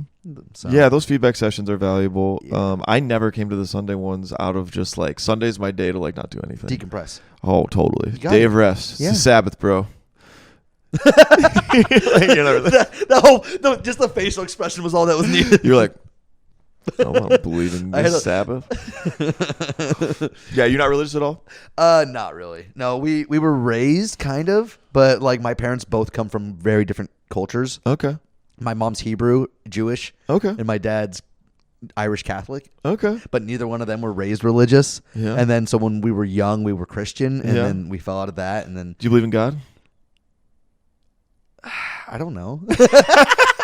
I mean, if there's a God, I feel like I always get this. Like I always get into this. The God has a sick sense of humor then, because look at me. You're like, look at me. And that's just my vision issues. I have a lot of other health issues too. Yeah. I don't have a spleen. Oh shit. Okay, I don't know if I. Okay, 1 second. No spleen. Jeez. Yeah. So you're like, if there's a God, he's a fucking asshole. Yeah. You ever watch when it comes to like the 0.001% chance of the first, and I get lose one eye, and then I'm kind of living with that. And he's like, "Hey, you want to see something else? Watch this." Fuck this guy. Dude, I can't imagine. God's got to truly. He's got to have a sense of humor. He's got to. Yeah. Well, no, it's awesome. You have a sense of humor about it, really, because like if shit, I don't it's laugh, hard it shit. will kill me. No. Yeah. The trauma just. And you know, everybody has hard things, but Yeah. like to the degree that you've been hit by shit, it's more so. I try not to like say my struggle, my journey has been any harder or different. It just depends on how you react to it. That's an incredibly healthy way to look at it and process it. And sure. I got that advice from when I was in blind rehab by another veteran. He said when he first went blind, he came to the VA, the blind veteran program, and back then they had roommates. They don't do it anymore. Mm-hmm. And his first time ever there, his roommate was deaf, blind, missing both his legs and one arm. Wow. And the guy was telling jokes and cutting up and making everybody laugh. And he was just there for some vision issues. And he was like, he said up to when he came to blind rehab, he was like, you know, F God, why me? Why me? He got there and saw this guy's, you know, whole mentality. And he was like, you know, I'm way depressed and I shouldn't be considering what this guy's gone through. And so that's just. Is this the hand he was dealt? Yeah. You were dealt? Yeah. So and you try to. Yeah. Yeah. And I'm very thankful because especially you work in medical supplies, and so you probably see a lot of cool technology in the medical field, yeah, right? Sure. And we are in a generation now with the technology advances so much that it's not – years ago, I wouldn't have been able to live this kind of lifestyle. Yeah. I get my groceries delivered. I get Ubers everywhere, you know. Yeah. I rely on a lot of that stuff. Sure. And it's made it easier. 10 years ago, there was no Ubers. Right. So, I mean, I would have to rely on the Greenville bus system. Yeah. And if anybody knows anything about that, it's non-existent. It's really cool to like be an optimist and not just be an optimist in saying it, but actually like, you living know, taking your situation and being like, fuck it, I'm going to just. Someone asked me the other day, said, because I do drink a lot and I'm well aware that I drink a lot. It doesn't seem to be that big of a problem. Honest. I'm a functioning alcoholic. Well, everybody is if you go by the psychological definition of that. That's true. But I don't view you as a drunk. Yes, I hold my alcohol well. when I'm too drunk, I go home. But she was like, "That's not healthy. What kind of lifestyle are you living?" I said, "Have you seen? I'm living the best lifestyle I can. Like, I mean, I'm coping with it probably not the right way, but and just damaging my body more. But my life expectancy, and I'm not trying to be dark or more. My life expectancy in my vision is just going to get worse, and so I'm just maintaining it for now. Eventually, I will be blind, but in the meantime, just have a little bit of fun. Yeah, and I don't expect to live 100. And even if I do be 100, what am I going to have problems wise? Well, if you have that outlook, I think it's really powerful. You know, my favorite comedian ever is Norm Macdonald, and I talk about him a lot. Yeah. And he had fought cancer for 10 years, and nobody knew. And I just found out recently on another documentary I found on YouTube that was not. And I don't know if this was speculation, but it wasn't the first time he was diagnosed with cancer. Really? So he had supposedly had a run-in with it in his 20s. And part of me realized, man, that makes a lot of sense in terms of how Norm approached comedy because he was always so fearless. People were like, why does he act like he has nothing to lose? Well, it was because he viewed life as like this gift of like, it may be gone at any moment. Yep. Therefore, why would I hold back over fear of my reputation being damaged? Why don't I just go for it? I read something once that said, and live like you were dying. I'm probably paraphrasing it or butchering it probably completely, but said, every person lives two lives. The first one and the second one when they realize they only have one life. Yeah. Yeah. So the first one is where they're like afraid of like pleasing everyone else. And I did that in my 20s. Setting themselves up. Dude, me too. Yeah. Me too. And I tell people, said don't base your life off of your 20s because everybody is trying to be the perfect adult in your 20s. Yeah. With no, and you're looking at people who are in their 40s and 50s as your goalpost, but their 20s were probably just as wild, if not worse. You know, right? They just not even wild, they were still searching, confused as hell, not knowing where to go. Oh yeah. So and it's I agree, dude. And once you like come to grips with the fact that there is no real normal or goalpost, then you're like, okay, well, I should be myself. Yeah. And if you can be yourself, then that's when the world starts to open up to you. And if you can let go of like, well, it doesn't look exactly like I thought, but that's okay. I'm dealt this set of circumstances. Yep. I was in my late 20s when I realized that I'll never be like the stern, you got to be this way with your kids. I have fun with my kids. We play board games. We play video games together. Yeah. And I know you got to be a parent, but so we have those boundaries. We have the parent-child dynamic. But why should I be so serious and the world is going to be harsh? Why make my kids grow up so quickly? And it's interesting. I kind of wonder if parenting has evolved in a healthy way. I'm sure there's a lot of deadbeat bad parents out there, but you hear about generational things like how like your grandfather or your grandfather's generation was very stern, very put together. There was a lot of like psychological abuse, maybe not physical abuse, and just being hard on your freaking kids. And they didn't know. They were expected that. They didn't have any other model of like the emotional connection with your kids or like being kind or the play element or like I remember playing with my dad when we were younger. We played hide and seek when I was like 5, 6, and then we played football when I was like 7, 8, and then after that, nothing. Really? Yeah, nothing. Okay. And so he just stopped playing with us, and which is fine. I get it, but my dad was incredibly playful with us. Like we Yep. played and had a lot of fun. Oh yeah, But it's just like generation after generation. I mean, you go back a few generations when people worked on farms and shit. And actually, how was your upbringing as a kid? Because you told me you were one of like 12 of a variety of kids with foster and adopted. Yeah. I have 3 older brothers. They all have a different dad than I do. Okay. But we were all raised together. I'm my dad's only kid. Okay. And we biologically, but he raised all 4 of us as equals. Okay. Like, and it, which as an adult looking back, and I see my kids have a stepdad, and I see there's some kind of polarizing treatments. He definitely treats his biological son different my kids. Yeah, it's hard. And it is, but I can't. It's not my place to say anything. Right. But that, and then we had a really unusual. I think we were probably the last generation of what they call latchkey kids. I just learned what this is. Yeah. I literally just learned what this is. Where you just go home and just latchkey, and I feel like an idiot describing this because I didn't know, so I'm assuming some people didn't know. I just learned this. I Googled it. Latchkey means you come home from school with a key. Yep. Let yourself in. Because they trust you to just kind of be a little adult there. I remember I have distinct memories. I lived like a mile from my school, my elementary school. I would walk home at 5 years old, get home before my brothers. I would unlock the door, lock the door. There was always a snack ready. No parents.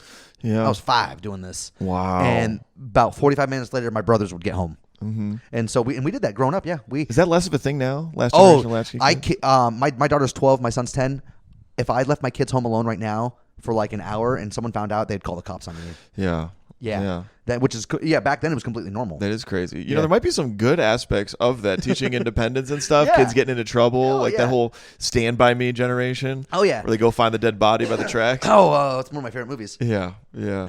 So some of that, I mean, you don't want to coddle the kid too much, or like even like which is crazy. Like the TV show Stranger Things. Yeah, those kids are out riding their bikes until after dark, and they're like in elementary to middle school. So it's interesting that the generations have changed. Yeah, I mean, I had a little bit of that adventure. Probably getting way far from that. Yeah, if you want to face that way, way you're. Yeah. But yeah, we did. My mom in the summertime. I had a stay-at-home mom. Oh, okay. So she and she got real stressed and stuff because I was one of 4 boys, so we were just getting into trouble, fighting. She's like, "Get out of the house and just go explore." Where are you on the? I'm the oldest. Really? And then, okay. And then I got 3 little brothers, and I have a little sister who's adopted. She's from China. Okay, so you're kind of like you understand the dynamic. I'm the youngest, a little bit youngest of the first 4. Yep. Yeah, and then my little brother who's adopted is 4. Okay. Yeah. Gotcha. I got a Hank Hill family. A Hank Hill family. Yeah. I like it. Have you seen the King of the Hill? Oh, of course. I love that show. The little baby's like his uncle. Yeah, but I don't know. We would get into trouble. We'd go on the college campus. We'd ride our bikes. And just like adventure around in the summer. It was a D1 campus in Green Bay, Wisconsin. I know exactly. Yeah. Appleton. My dad lives in Appleton. Appleton. That's right. Wisconsin. My dad. Are you a Packers fan? I am not. No, I'm a Seahawks fan. Oh, traditionally. That's right. Because you're from Washington. I'm from Washington State. Yeah. Yeah. But yeah, man, we get into trouble. Yeah. How? So wait, your dad's from Appleton? No, he's from California. He's from Medford, Oregon, technically. But who lived in Appleton? Wait, what's the connection to Appleton? Then? So interestingly enough, my dad is a foster child. Okay. His foster mom is from Wisconsin, Fond du Lac. Fond du Lac. Yeah, I know name Fond du dropping Lac. it. Yeah. And so, but he was raised in Medford, Oregon, which is like 45 minutes from the border of California. Okay. And we spent 2 years there growing up. But then when his foster mom and his foster dad passed away a couple years ago, or about 20 years ago, and Okay. when she moved back home, and where she's from, Wisconsin, and she's been there ever since. So you had never lived up there? I've been there. I lived there for about 6 months right out of the military. I just got out of the military and didn't know what to do. So I was like, let me come stay with you guys and see what Wisconsin's like. I spent one winter there and I've never been back. Dude, Wisconsin is I love Wisconsin. to visit. More sunlight than Michigan. Michigan's on the other side of the lake. Okay. I lived there a lot. Yeah. And but the very, very nice people. Oh, yeah. Kind of talk like they like their beef Oh, yeah, jerky. don't their you know. Oh yeah. Oh, now yeah. dear hey, don't you know? Oh, We love our Packers. Now dear hey, don't you know? They talk like the people from the UP too. I know. My dad comes down. They're such salt to the earth, dude. Oh, I don't even mean it in like a condescending way. I love the way they talk. They're so wholesome. Wholesome. Yeah. And they're cheese curds. Oh fuck yeah, dude. Cheese curds. I love some cheese curds. Yeah, and I always tell people, like, I'm such a diehard Green Bay Packers fan, Yeah. and you know, I always you got to go to a Packers football game. Yeah. And It's they different. love their Packers, even if you're a fan of the rival team. Yeah. So even if you, as a Seahawks fan, went to a Yeah. Packers Seahawks Yeah. game with the Seahawks jersey on, people would be super kind. Oh to yeah, you. people in Wisconsin are like the South without the racism. I mean, they are still they are. I mean, they're super friendly, but they are still a little racist, but they're not so blatant. blatant. Yeah, I see what you're saying. I always felt like the South, and I don't know if this is fair, but I felt like there's some passive judgment of like people before they get to know you, before they trust you. Yeah. Oh yeah, they definitely judge you by your skin color. Well, yeah. I mean, dude, I don't know. I'm oblivious to that. I like to assume the best in people and not assume everybody's racist, but there is that. I'm sure. Yeah. I just don't. I don't know. Maybe I'm willfully blind about that. Well, you think the best. You think everybody thinks the best of you. You want to think the best. I of want to society. assume that. I want to start Yeah. that, but you gotta be real too. So What was it? But yeah, I always felt like Wisconsin people were like They're truly pretty. I- What you see is what you get. I enjoyed my time there. It was interesting. I worked at a GameStop. Okay. Hell yeah, bro. GameStop life, dude. We got a couple of GameStop employees. Schulte worked there. And Zach Edwards. Zach Edwards Yeah. worked there. Dude, that's badass, bro. I The worked GameStop crew. there when the Wii and the Wii Fit were coming out. Okay. And we had people breaking into the UPS trucks outside of our store to see if we had Wii Fits on truck and Oh stuff. my god. It was so horrifying. What a life, man. Dude. And you know what? Nobody got arrested. Nobody got arrested. White privilege. White privilege. Yeah. That's terrible. Yeah. It's part of the gaming. It's part of it. oh, People man. break into trucks sometimes. It happens. Do they? Got to get your Do they? Wii. Gotta No, see. I'm just saying that. I don't know. It seems like that's what you're saying. Like, yeah, dude, it happened. It was like Shit they were happened. like again. They broke into the truck. I'm like, again? Gaming is life, bro. Oh god. We got to do it. So Washington, you're from Washington State. When did you spend time in Washington? Is that where your childhood was? Yeah, I was there. My parents split when I was 14, and so my freshman year in high school, I went to 3 different high schools in Dude, Washington you've had a State. freaking life, bro. Sophomore year, actually, my mom's first husband's from South Carolina. Okay. My brother's dad, and her brother, when she was here, decades ago, he moved here, and he's Okay. always been here. Okay. And so when her and my dad split, she's like, I need a change. And I was the only kid at home still. So she grabbed me and we moved to Travelers Rest. Okay. Gotcha. So that's why you brought it. That's what I've brought been you to this- Travelers Rest. The first time I went to Travelers Rest, they didn't have a Walmart. Wow. Wow. It was a So podunk. Travelers Rest, for those who don't know, is a little. What is it? Is it considered like a township? Just north? It's a town. Yeah, It's a town. it's a It's a cool little They're bougie. pre-mountain town. They're bougie. They're bougie. Okay. Yeah, it's the biggest town before you. Well, not anymore. It used to be the biggest town before you hit Asheville. Asheville, but yeah. Hendersonville's bigger. So tell me about Washington. Oh, So yeah. where in Washington? Were you in Seattle? About 2 hours south. 2 hours south Yes. of Seattle. From a small town called Tenino. Tenino. Yeah, it's about 30 minutes south of the capital, Olympia. Okay. Yeah, Washington, I've never been. I'm embarrassed to say I've never been to Washington State. It's Is beautiful. it beautiful? It's beautiful.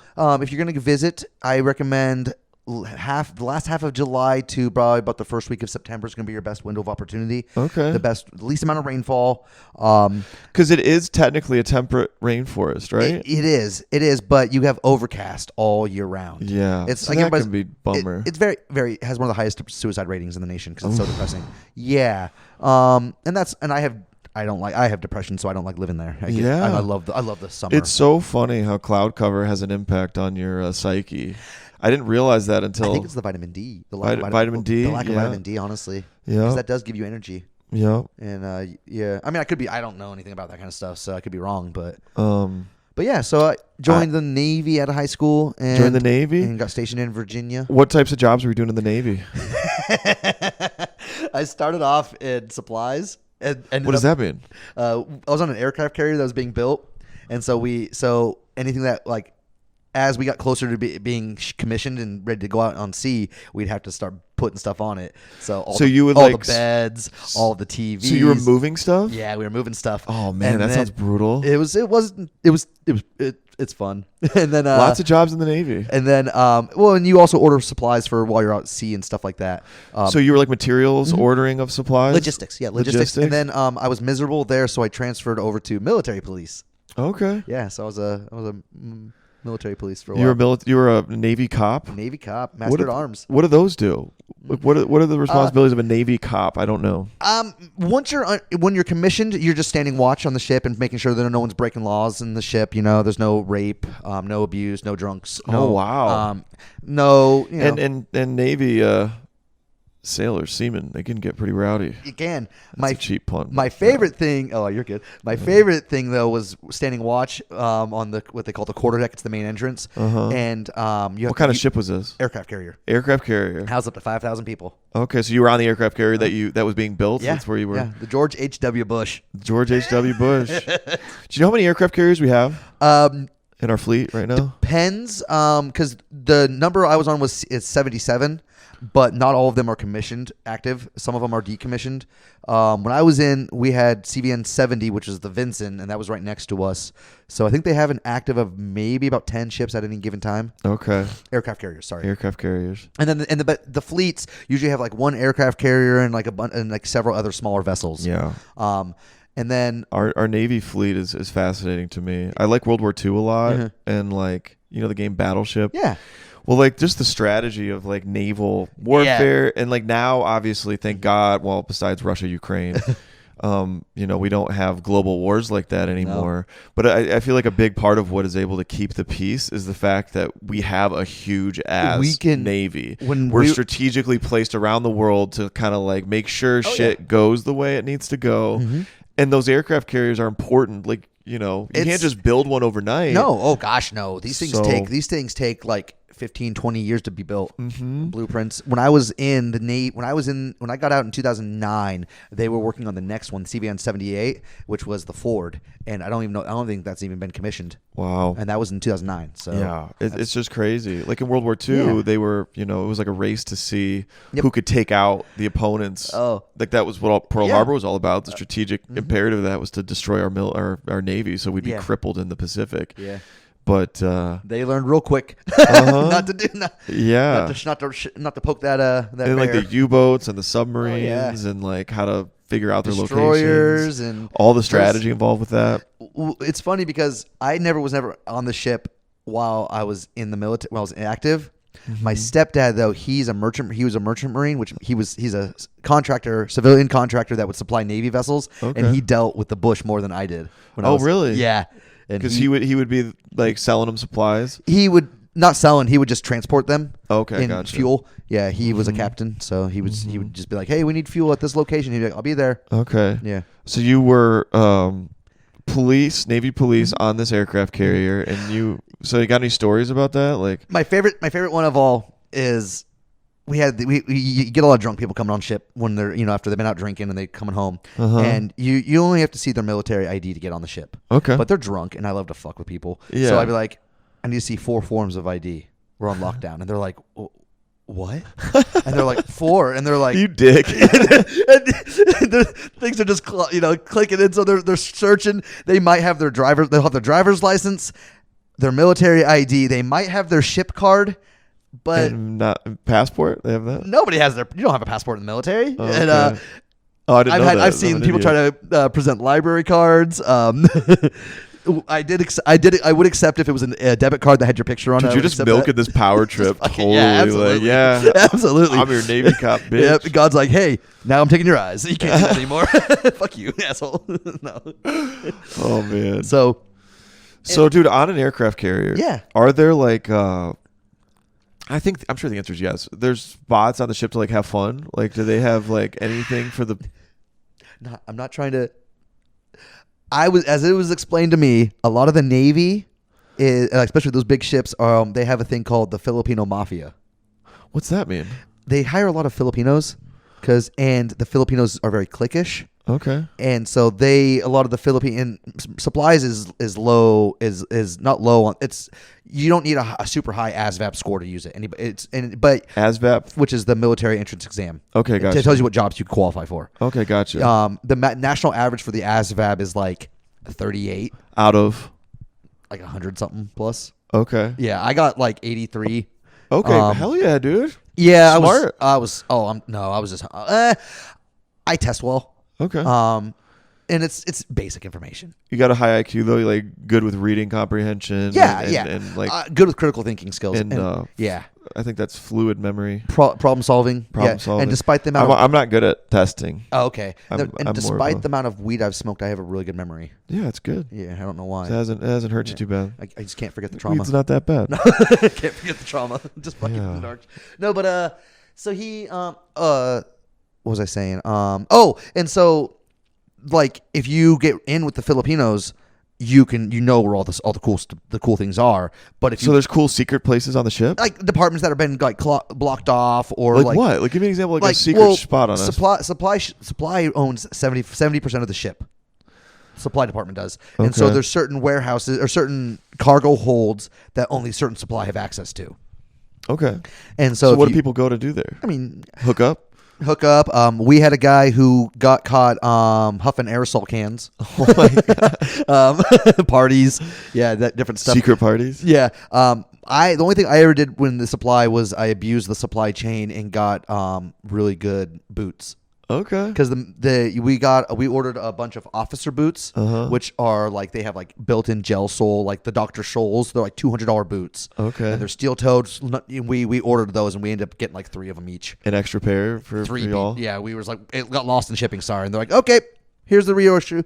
Dude, yeah, check that out. Dude, this kind of reminds me of like in prison when they have like secret exchanges to get prisoners supplies. Exactly like it. If you know IT, you can get all of the cool games on your computer, your work computer for supplies. You can trade. Wow. If you culinary specialists, the cooks are still technically supply. So we would supply them. If you were culinary, you would give them certain supplies and they would give you like better quality food. Okay. Yeah, or give you extra serving or something. It's like weird stuff. I love this. It's like underground black market in the military. Oh, dude, the military stuff you don't hear about. That's why people are like, the military budget's so inflated. Like, that's because supply. Really, it's abused. Yeah, it's so abused. Yeah, it's so abused. No, I think that's kind of cool. Those interesting stories, and we need a strong military. Like I support military spending. We have an overinflated military, but we do. But I think it's also important to help keep the peace. Yeah. I mean, I'm not a fan of interventionism. I'm not a fan of using it. I don't really like invading other countries when we don't need to. Oh. But it is nice to have like a powerful Navy. Yeah. Like in an Air Force. Yeah. Like, we have a badass military. The U.S. We does. do. Yeah. And yeah. I mean, we got to spend on other stuff too, but yeah, it's balanced. But but that was your service. Oh. You'd be surprised the amount of people who were military. Yeah. That do comedy with us. Yeah. Like who else we got? I want to say Momo did some military. Did she? Queen. Oh, I didn't know that. I want to say, Whiteside. Yeah, Whiteside. We know. Mm-hmm. I want to say I don't think Kyle Oren was. Yeah. I feel like he might have been. Yeah, I think he might have been. I think. I feel bad because I've talked to these people. Yeah, you're good. It just blurs together. It does. I think Zach Edwards did. Okay. Zach was, I think. Mm-hmm. And there's a couple others. Yeah. Yeah. Mm. Yeah. Military. Very cool. So so you did the military, and how long after that did you like stop? I mean, how long were you in the Navy before you? Oh, I got a medical discharge after like a year. Okay, so the blindness started to happen while you were there. No, other stuff. Other stuff? What else? What else you got, dude? PTSD, anxiety, depression, which is, I mean, a given nowadays for anybody. But I had some, like I said, a very unusual upbringing childhood with having no parents there. Also, and my mom and dad both worked very different hour jobs. My mom was a card dealer in a casino. Oh my gosh! and so she worked usually nights, second shift or night shift. Okay. And then my dad was a plumber, and he was gone for like 12 hours a day. Okay. And so we were left to our own devices. Okay. And my brothers, we used to fight a lot.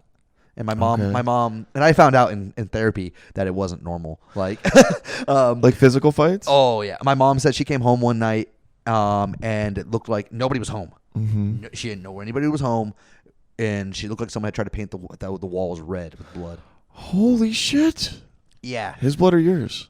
No, it wasn't mine. That one wasn't mine. Oh, so you kicked the shit out of him? My brother Stanley beat the shit out of my brother William. Oh my! And it wasn't like aggravated. It was just like William was walking by and Stanley was like, "Hey, William." He's like, "What?" He's like, "Fuck you," and just grabbed him and starts punching him in the face. Oh and my the entire time William's like, "I want to fucking kill you." So the PTSD was from some of these experiences, that kind of stuff. Yeah, man. And it came out in the Navy, and not in a good way. So yeah. So how did you cope with that? So you cope with that through therapy and and I was on antidepressants for about 6 years, which was really bad. You're not a fan of antidepressant medication? You're not a fan of the antidepressant medication? No, because I feel like they don't do a good enough job looking at if that's the proper medication. They just throw it at you, and if it works, it works. They don't do any long-term testing on it, like how you cope with it. Right. So the stuff I was on, it's a Band-Aid potentially when they're not addressing the core of what's going on with you. And not only that, I was on a beta blocker, and beta blockers are if you take them for a prolonged period of time, they weaken your heart valve. Oh gosh. Or not? No, I was on another medication that was a beta blocker. Sorry, but yeah, they weaken your heart valve, and you can have a heart attack. Okay. Which makes you more prone. That's ironic. Yeah, and there's a lot of different stuff. And make you... A lot of stuff. Yeah, and I was on Zoloft. Okay. And it's very, very mainstream, but it absolutely made me like no emotions. No emotions. Yeah, I was just like, you could be like, "Hey, Aaron, you just won $1 million." I'd be like, "Cool." Wow. And then I wouldn't like that. No, it I didn't have any anger or any bouts of depression, but I didn't have anything. Right. And then it would build up for like 4 or 5 months, and then I would just explode. And then after like a minute, I'd be fine. But that 1 minute are like violent. Like it's me like throwing chairs, me punching holes in walls. Oh like boy. I'm a total Kyle on Monster Energy, yeah. You know. And so I got off those completely, and worked through a lot of my stuff with therapy, and just do a lot of that kind of just.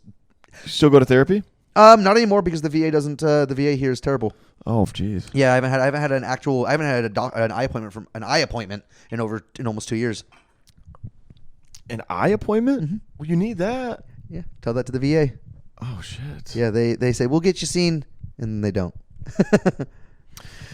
Yeah, I'm actually was talking to one of our friends who's a veteran, Callie.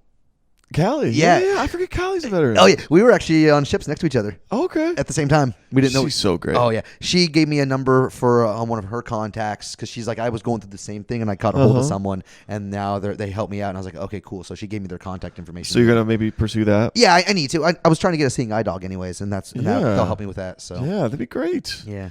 Seeing eye dog. I'd love to have that incorporated as a part of what we see on stage. Oh gosh. if you got a really chill one, I wonder if a dog would panic on stage if you brought a dog on stage. Man, I don't know. That'd be fun. Poncho did. Poncho dog on stage? Yeah. I brought a little dog and a baby holder. Was it alive? Yeah. Oh, I'm only asking because he did do a joke of saying he used to kill small animals as a kid. Oh God. So, whatever happened to him? I don't know. He's around. I think he might be in Florida or something. Is he an active He's an comic? eccentric dude. I don't know that.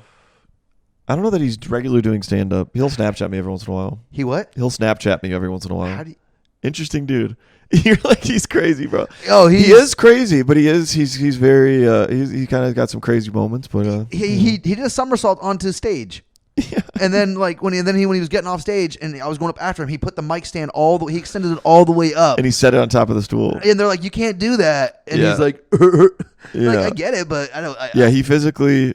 He's a trip. There's a stool on the stage. There's a mic stand. He put the mic stand on top of the stage, and or on top of the stool. Yeah. And at Comedy Zone, the stage is already like 3-4 feet. Yeah. So that was like. It was like probably 8 feet in the air. And people were like, "Cool, bro. What are you doing?" Yeah.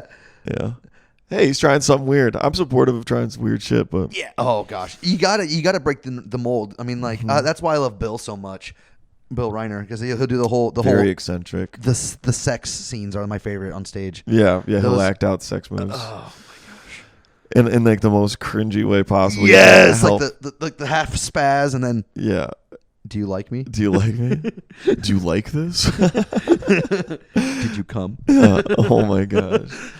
Yeah.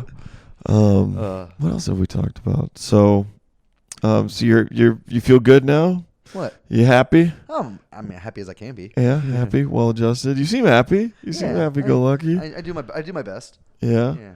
Now, how long has it been since you've been like out back? I'm trying to think, like serious doing comedy, regularly hitting the mics and stuff. Probably right around. I think it was November, December. I started coming out pretty steadily. What inspired you to do that? What inspired you to like? I was putting off. When Radio Room started doing it again, and I was really happy with the scene here. Mm-hmm. It was like night and day, like compared to Knoxville. Mm-hmm. And so I was really happy about that. And then I was going, and then what it was is for a while there, I was always asking. I was going to comedy with Tess, and then she just stopped going. Yeah. And she didn't like it because she didn't like going out anymore. Right. Going to comedy. And I'm like, that's cool. But so I was still wanting to go out, but I hate Ubering every single time. It's expensive. Yeah, sure. And so now I'm getting to now my work schedule is I can just walk down there now. For sure. But and then also it was real sporadic about coming out because we were hanging out a lot, and then then I took some time off because I was buying my house, and when I go out, I spend money, and I was like, I have to save money to so I have to have this amount of money in my bank account before I buy my house and stuff. And so I once I did that and I got my house, I was like, I'm coming back out now. Yeah. So yeah. Hell yeah, man. And that's great. And that's what I wanted. I wanted to start coming out more consistently. Mm-hmm. And it makes a difference in terms of just how much you get out of it. You know? Absolutely. You meet more people, and I myself have noticed a growth. Yeah. Like I know I've gotten better. And I'm having a lot more fun with it. Yeah. And the more you do it, the more fun it is. Yeah. And it's more friends you make, the more stuff there's to do outside of it. Oh, and not just that, like I love it when I'm wandering around downtown or somewhere like random obscure and someone's just like, "Is that Blind Aaron?" And I'm like, "What?" You know? And they're like, "Oh my gosh." And I'm like, "Oh shit. Like they'll recognize you from seeing you on stage? Oh yeah, happens a lot. Yeah. Happens a lot. Yeah. Yeah, for sure. It is really cool. Yeah. Do you get noticed out and about? Yeah, every once in a while. Yeah, it's because you're tall, huh? Yeah, every once in a while. You need a face tattoo is what you need. No, I'm kidding. Yeah. You don't have any tattoos, do you? I don't. I'm not opposed to it. I'd be more open to it now. I just don't know what I'd get. Yeah. Be smart about it. Don't be like me. Get a big Star of David on my back. You have a Star of David on your back? First tattoo I ever got. Dude. It's so bad looking. It's like this big. It's so funny you have a Star of David. Yeah. Because you got a high and tight haircut. Oh. Like Nazis had haircuts like that, dude. I had high and tight for a while. I used to have it pretty long, and it's getting long in the back, and that's and when it's not slicked back, it's like emo. Yeah. And so I call it my skunk tail. Yeah, you got some good hair, bro. You got some good hair. I take care of my hair. That's my favorite quality. Yeah. And I'm not any gray either for being 34. Hell I have like 2 bro. or 3. Yeah. How do you? What's your hair regimen? Taking care of it. You said you take pride in that. Yeah. I have good hair. I shampoo once, or I shampoo one day, and then I conditioner the next. Okay. And that's all I do. Shampoo one day, conditioner the next. You shower every day? Yeah, shower every day. Sometimes twice. Really? Mm-hmm. See, I don't shower every day. I probably should. Well, it's probably just gross. Like if with my job I do, because you get a lot of, I hate to say it, but dead skin cells on you from other people. Oh, gross. Yeah. So I wash my hands every hour usually, and massage. Yeah. And then I shower, because even if I don't sweat at work and I get home, I smell like body. Mm-hmm. I smell like not even like sex or anything. I just smell like body. If you know what I'm talking about, you smell like a body. Like if you lay next to someone like all night but don't do anything, but you guys are next to each other, you kind of smell like just like day old skin. I don't know. It's a weird it's weird to say, but yeah. So like I have to take a shower, and then some days if I walk to work, it's an hour and a half walk in the sun, and we have a shower at work. I got you. So, yeah. So you enjoy massage therapy? It's a good fit. You love the job? It's my best job I've ever had. Dude, that's great, man. Yeah.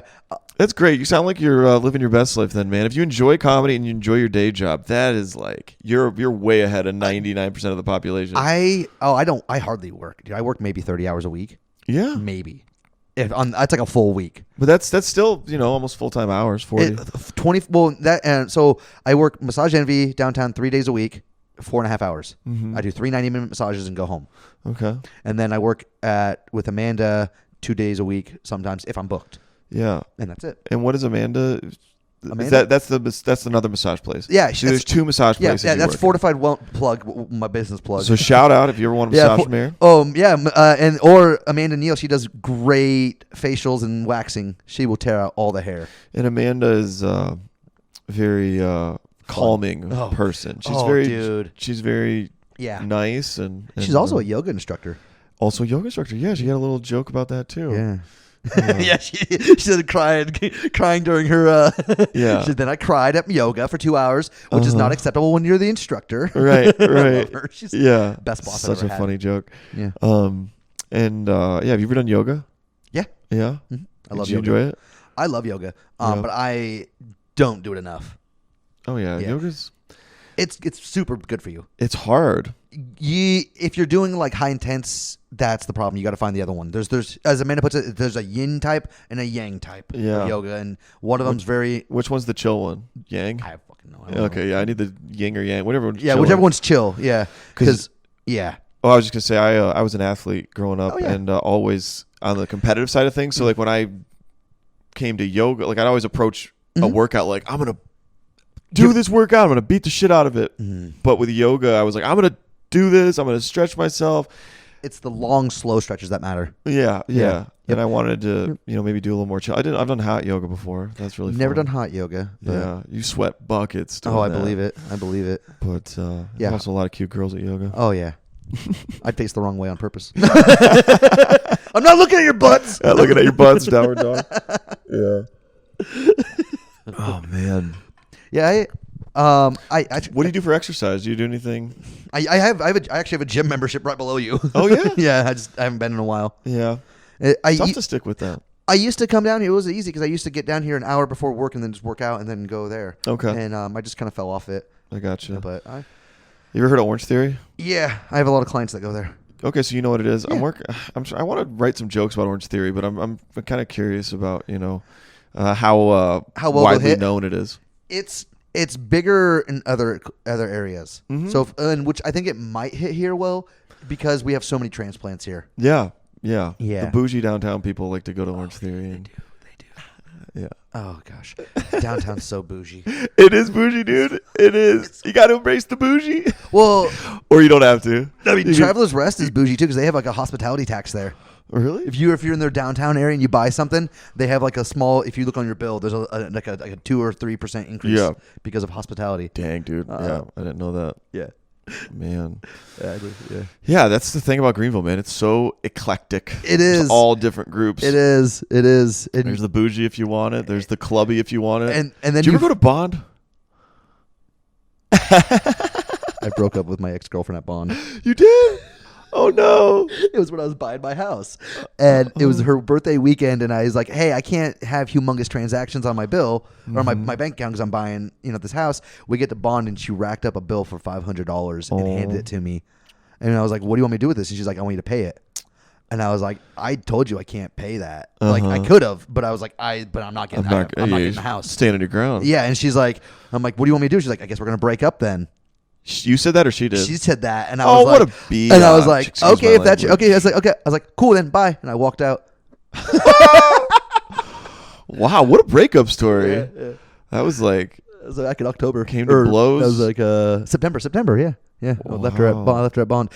Have you been there? Yeah. What'd you think of it?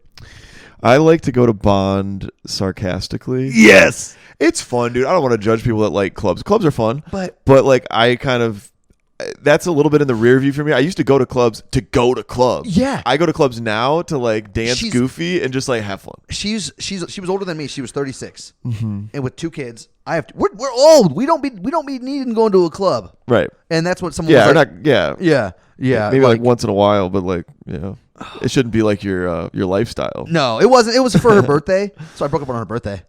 Yeah. But like I had just spent like $200 on her the day before. Right. And her friend that was there was Dude, she sounds like she was like, oh, it was milking horrible. you. That's not good. Yeah, and it was horrible because that's what it was. Is it was a lot of she was wanting to be a spoiled princess. Yeah, and I'm like her parents paid all her bills and stuff like that. So yeah, I'm like I'm good. That's important. Sounds like a good thing that y'all broke up. Yeah. She needs to do a little work on herself. That was I did a lot of weird things with her. Like what? The first time I ever fisted a girl. You're welcome. You asked.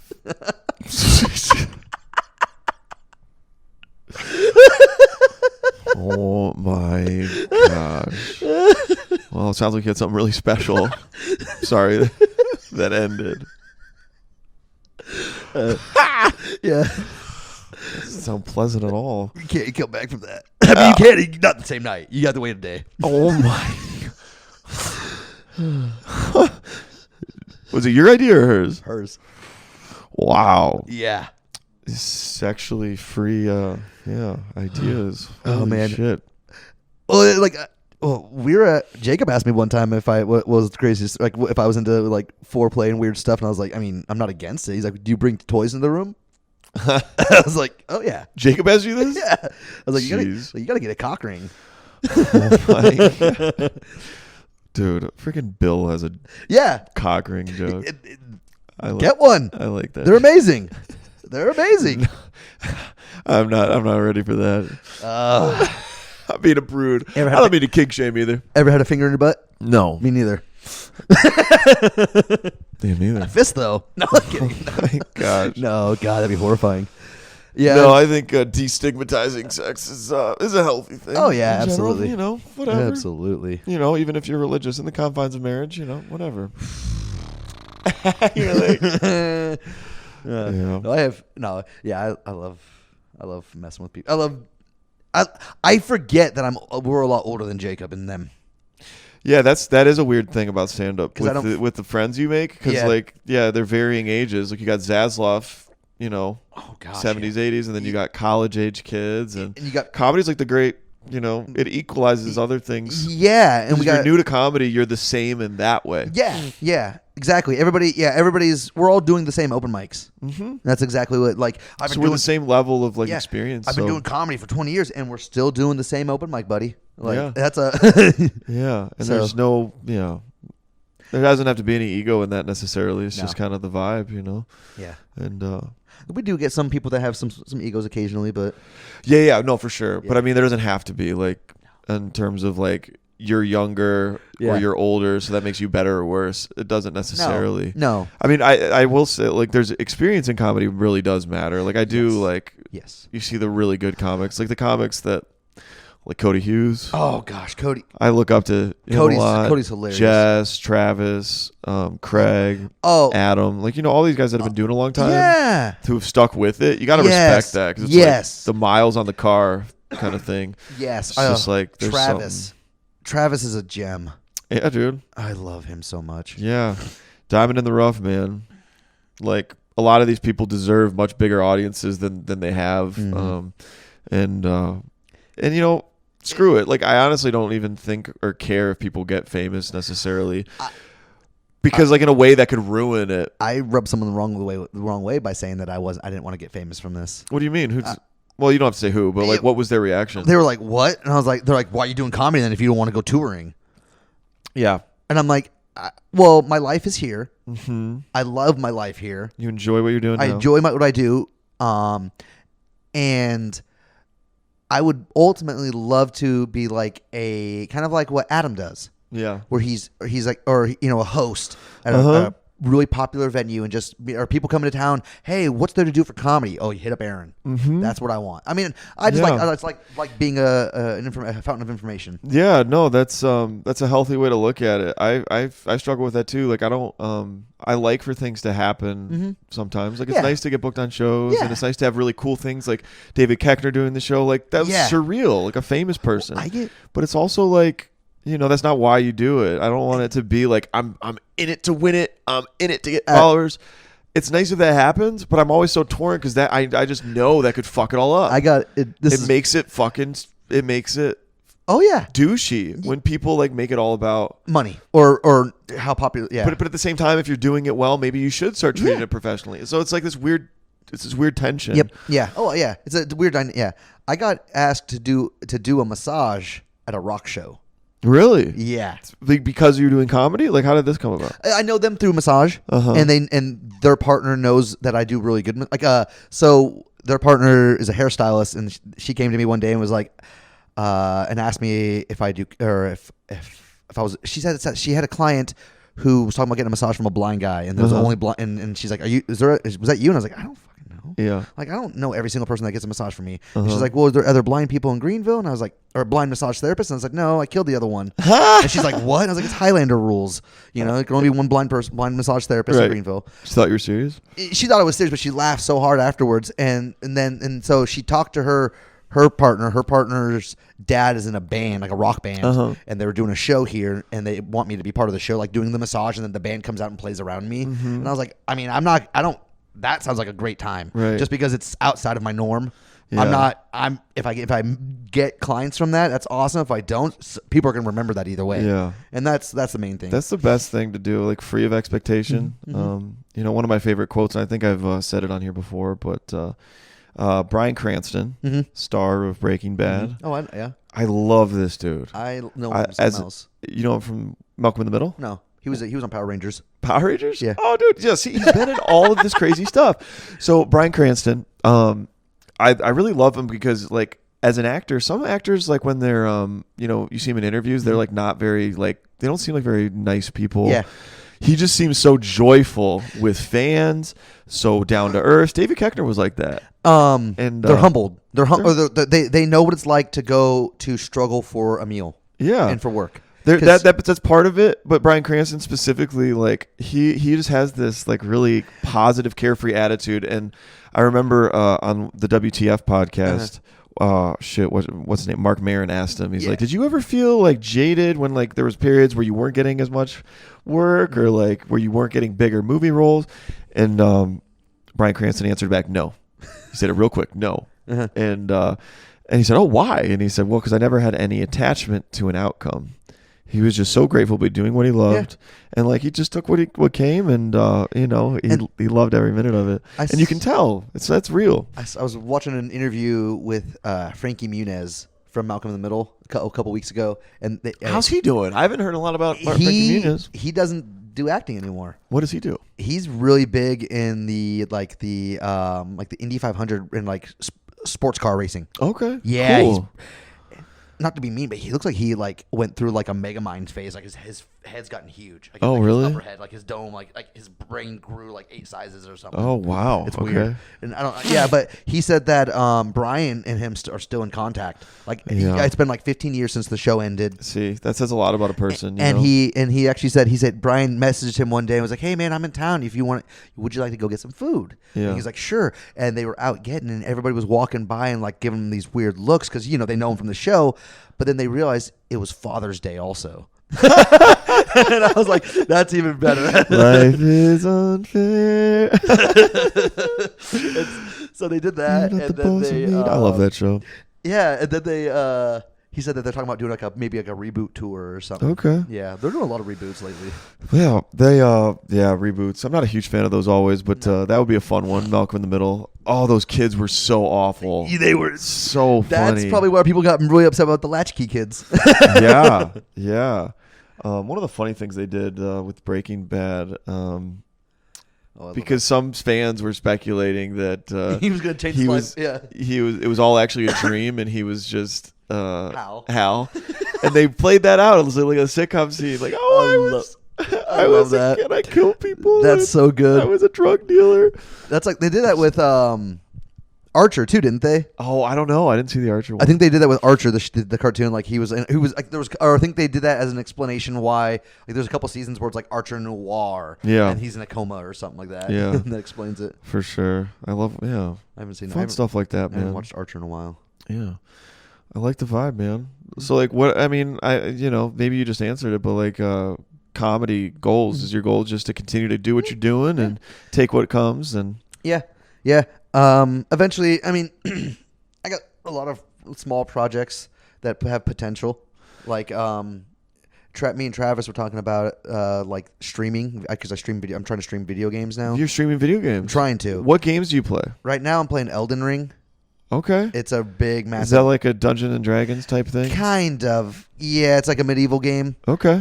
But there's a big market for disabled people playing video games, like people who they do really well. I mean, but a blind gamer is almost unheard of. Like I've heard of like one story of that, and this guy uses echolocation to play like Mario. Okay. Yeah, which I don't do, but so I'm waiting right now. I'm getting some eye patches made. Okay. Because I'm going to start off. Because I want to start off from day one. When I start streaming, I got the whole platform, everything set up. I've got my webcam and everything.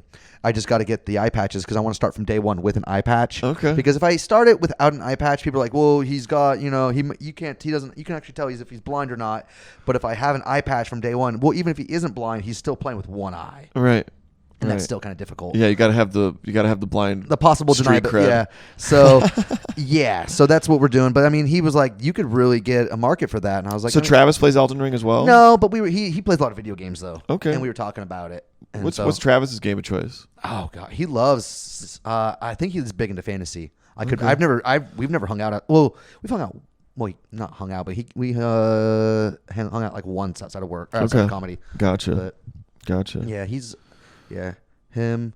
That's so cool, man. Gaming is something I never got into, and I've talked about it with other guests. But like I always sucked at video games as a kid. My brothers would just beat me, so I just quit before I got my feelings too hurt. But, but it's such an interesting thing. Like people are so engrossed in those games. And they're really cool stories. Yeah, and the graphics are insane. Insane. They're getting so good now. You want to hear something crazy? Yeah, sure. So the company that's making the bionic eyes, the technology they're using for bionic eyes is what they're basing the next generation of video gaming on. Wow. Because it's like the Matrix. It's called full dive, where they jack it in, and you have to bypass the optic nerve to do that and send signals directly to the brain, and that's what the bionic eye does. Okay. It already does that. So could the bionic eye, in theory, like if somebody's completely blind from birth, replace their vision and that's what it does. So what the bionic eye that they have right now is called the Argus 2, and it's not an actual eye. It's a. Oh, no, you're good. It's you either get a chip installed back here or like a sensor, and you wear a pair of glasses, and each lens has 4,000 sensors. Okay. And each one of those sensors is like a black or white speck. That's what it simulates. And so while you're looking, like if I'm looking at your wall, I could see the black and if I'm looking directly ahead, I could probably see that light screen right there. Your keyboard, it'd be black or against white. Okay. Like dots. And so you can simulate walls, door frames, poles, and that's what they're doing. And interesting. So it'd be like almost when like Neo's looking at the code. The green. Yes, it's like that basically. Yeah, seeing 3D he can code. See figures and stuff. Yes, that's what they're. That's kind of cool. Yeah, and so it's mainly for retina detachments right now. But when they got FDA approved last year, they're expanding their practice to, or their technology to. They're trying to for like glaucoma, retina pigmentosis, all the different stuff. Wow. So interesting. I love it. I love technology. Yeah, dude, absolutely. We're rooting for it, man. Yeah, dude. Well, we've been going for how long have we been talking? I have no idea. 2 hours. Really? Golly. Does it seem like it doesn't go that fast? No, it flies by. Yeah. All right, yeah. Well, whenever you're ready. I've got nothing going on today, so. I mean, I guess we could go longer. I probably got to go around 12. You got to go play at the pool? Well, potentially. I'm not sure what we're doing today. But, it's Memorial Day weekend. Oh, gosh, I know. I got to work tomorrow. You got to work tomorrow? Yeah. On a Sunday? Yeah, we're open Sundays at Massage Envy. Okay. Yeah. I gotcha. How active are you on social media? I'm always on. So I'm on Facebook. I know you're on Facebook all day. Facebook and Instagram. Yeah, Facebook and Instagram. And Facebook and Instagram. Have you started posting any of your comedy? I have one comedy set recorded on YouTube. Okay. From Comedy Zone. It was the night that the guy who was supposed to go up before me didn't show up, and I had to run on stage, and I ran into like 4 chairs and tables. Yeah. And I was like, sorry, there's way more chairs than I expected. So you got some good laughs out of the. Yeah, I got some good laughs. Yeah. Yeah. It wasn't my best. If I had recorded this last Thursday, that would have been way better. Yeah. But I mean, I got to get a mic stand. Yeah. And so you need a phone stand? Yeah, that's what I meant. Yeah, phone stand. I got a mic clip. Well, you can mic borrow stand. other people's. Yeah. I know they're pretty inexpensive at Walmart. I just got to get down to Walmart. I want to. I really want to buy a camera. That's my next investment. I think as a camera with a really good lens. Like a picture camera or a video camera. Well, for video, but also for photos, like kind of like the one Jeff has. Yeah. But only reason I know is because one of the owners from Radio Room was selling a really nice camera. Oh, okay. Yeah, he was trying to hit you up about that. Yeah. Because I've met a couple people who do. Gosh, I'm forgetting this guy's name right now, but he does like weddings, and he also records stand-up specials. There's people. Me and the guy who did my headshots for the studio. He knows me and Amanda, and he told me the next time I do comedy, he wants to come out and take some pictures. Okay. For his portfolio. Yeah, they're great for photos. Yeah. But I also want to get like a really big memory card and record HD video on that camera. Oh yeah. And then I just got this handy cam thing. Heck yeah. That or I forget what it's called. It's like an XLR mic recorder. Okay. And you plug it into the DJ board. Okay. And it'll record the mic of the speaker. Oh. So you take that audio file, and then you take the audio from the room that's recorded on your phone or on a nice camera. Okay. And you just overlay the audio. So you can hear the speaker clear as day, and then you hear the audience laughter as well. Oh. And then you get a really clear image, and it's the same as... You and James were talking about that, weren't you? Potentially. Webb. James Webb. Oh, yeah, you guys are in the group chat. Yeah, we were, yeah. So, yeah, it's not too far away from being able to, like, create the same quality. Yeah. In terms of production value. I did some big deep diving into like GoPros and how small you can make them, because if I ever get a prosthetic eye, I want to get a hollowed one that I can put a GoPro in. And just be like Whiteside. Whiteside's got those glasses. Oh gosh, Whiteside's crazy. Yeah, I love that dude. Yeah, but you want a GoPro in your eyeball? Yeah, why not? That'd be pretty cool. That'd be pretty cool, dude. Have some fun. Yeah. Could you imagine just like, is the camera on? You need to take it off before we have sex. Oh my gosh. Yeah, you got to be careful of that. Just sign this. What is that? It's a consent form to be recorded during sex. Yeah. Dude, I was telling somebody else about this last night, but like we had when I was in college, we didn't have iPhones yet, or some people did, but I didn't. Most people didn't have Blackberries. them yet. Yeah, Blackberries and stuff. So like video recording of stuff wasn't really a thing. So like I bought a camcorder, and we recorded crazy shit like at parties and stuff. I did the same shit when I was in high school. Yeah, we would. So I said I moved around a lot. And this also explains how freaking loose my upbringing was. When I was a junior in high school, I moved out and moved in with my buddy. His mom had a second house, and we just stayed in her house rent free for the entire and just partied every weekend. Yeah, like weed, alcohol, shrooms. We were just getting shit housed every weekend. And We'd record the parties, and then the next morning I had all the adapters to hook up to the TV, and we'd watch it the next morning hungover, and we're like, what are we doing? Like, this is terrifying. Yeah, dude. Actually, when I got sober and watched back some of those drunk episodes, I'm like, dude, this was not nearly as magical as I expected. No, this is a shit show. The one my favorite one that I ever talked about was like my buddy Lance is being beat on by a girl. We grew up. She like had him pinned down, and she just beating the crap out. He just hitting him in the face. You had this on the camcorder? Yeah, and he was like, like defending himself. That's not even the best part. In the background, as the camera slowly pans up in the background in the kitchen, two of my other friends, Jordan and Jeff, are just sitting there watching with a gallon of like Boone's Farm wine, chugging it and just handing it back and forth, watching Lance get beat. Yeah, it was such a magical moment. Like he's just like, they're just like, yep, this is our life. Oh, dude. Just chugging. Yeah. The worst possible wine. We got 5 gallons for $20. So Oh my gosh. Yeah, those were the times you drank the shitty alcohol. Yeah. Like in college, we drink Four Locos, we drink Franzia bag wine. We just whatever to get fucked up. That was all we cared about. Yeah. And we thought for some reason we were like, dude, these nights are so epic. Like we thought maybe if we like wear a GoPro, like you want it in your eye, like yeah, that would just be like epic to capture that. These are terrible. Terrible idea. Yeah, there's terrible. nothing worth capturing on those. Yeah, nothing. Except to remind you of how. Just burn them. Yeah. Burn after viewing. I'm keeping them. I need a safe or something. Blackmail. Yeah. Blackmail for myself. Yeah. If I ever want to just. Yeah. Like, this is why I would never make a good political candidate. Right. These tapes exist. But yeah, man. Well, we can I guess wind it down here. I guess. Yeah. Got anything you want to shout out or anything else you want to say? Like, shake hands, not babies. Shake hands, not babies. That's a billboard. Is it? That's out of a dude. Yeah, it's funny these public service things. When I was in college, there was our football coach who was like kind of a hard ass and like you never saw him any softer side of him. We found this poster of him advertising, and it was Real Dads Rock. They don't shake.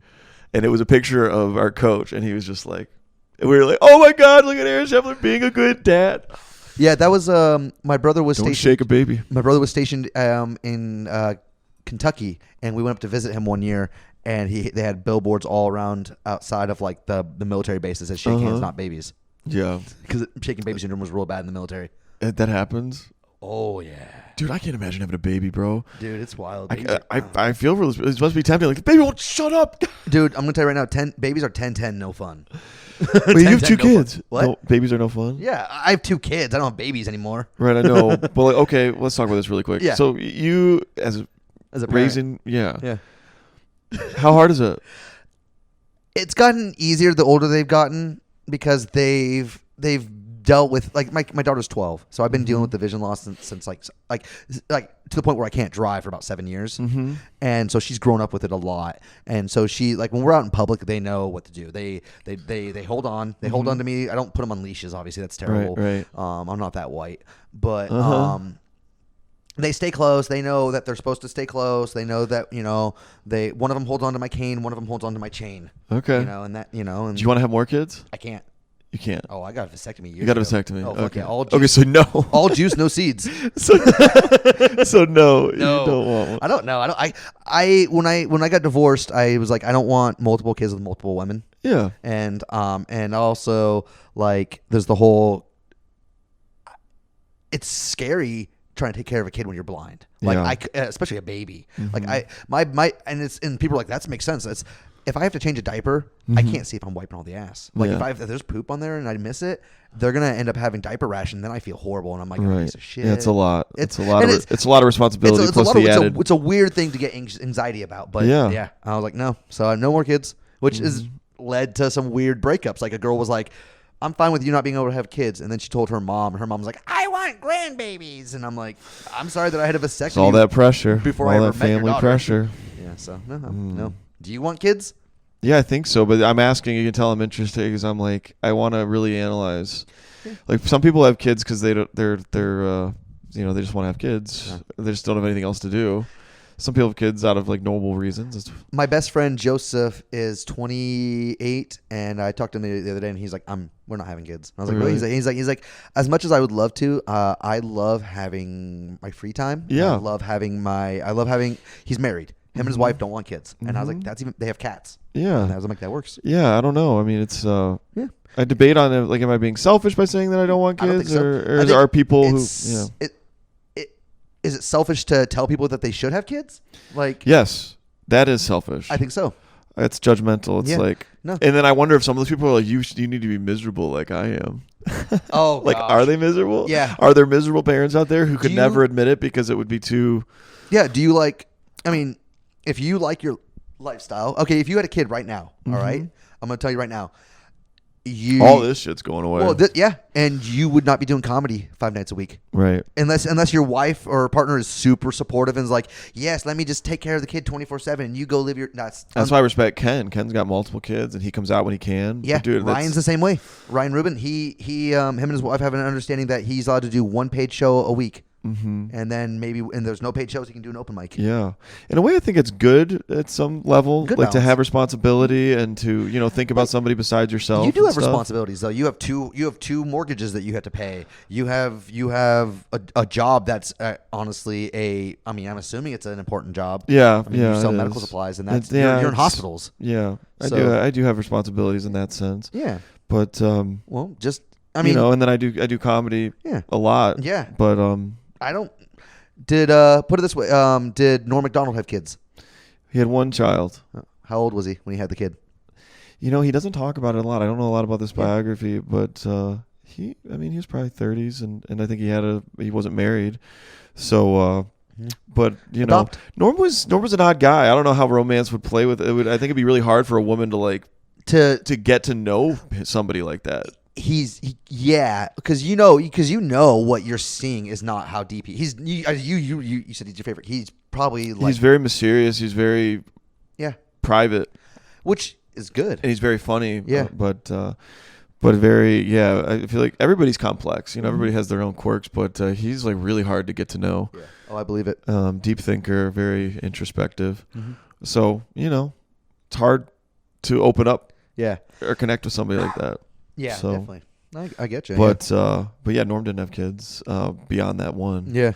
And a lot of people don't have kids. There's a lot of people who don't. Adam Schultz doesn't have kids. Yeah. Yeah. But he's got a marriage, happy. Yeah. People think that kids equate to happiness, and that's not true at all. Mm-hmm. You have to find your own happiness. You can't go off of someone else's expectations of happiness. Yeah, I think it can be a really rich, fulfilling experience over the course of one's life, probably, and provide meaning in the later half of your life when you Definitely. age and you could something to enjoy. If you ever get to a point in your life where you maybe want kids but not full time. And I'm not trying to ever pressure you, because I did the foster care system for a while. I was part of it, and they have things that what you're called a foster guardian, but that does come with a lot of weird if a kid needs to be removed from a home until they can find another home, they come stay with you. Okay, but that's also one of those things where you can get a call at 3 a.m. Yeah, hey, we need to drop a kid off. Yeah, that's the only issue. If foster's not the way you want to go, just adopt a dog. Adopt a dog. Yeah, yeah. You can babysit my dog when I get one. Dogs are sweet. Oh, I know. Cats are nice too. Do you have a dog or a cat? I have no animals. No animals. Nope. Okay. I used to have a pit bull, but he went blind also. Oh my gosh. Yeah. God. He lives in Washington. He also doesn't have a spleen either. He's got his spleen removed. Thank God. But I just found out he has cancer, so now I'm worried that I might have cancer. Oh no. That's a terrible joke. I'm knocking on wood right now. I think that's what this is. Yeah. Or my third eye. Oh no. It's been there. I've had it checked out. Yeah. Okay. That's good. It's Frank. It's Frank. You named him. What? You named him. Frank Castle. That reminds me of the movie Mad Max. Yeah. Remember the what are they? What do they call those boys? They call them war boys. Yeah, war boy. The white, they're fucked up, and they have the bros on them. He made a little smiley face on his. He's like, I named him. He's my bloke. My brother Lucas used to wrestle in high school and got slammed on the mat and broke it and got cauliflower ear from the cartilage breaking, and it got so big we drew a face on it and named it Serious Sam. Oh my gosh, so messed up. Oh, dude. Yeah. The next step is to get a seeing eye dog. So. Okay.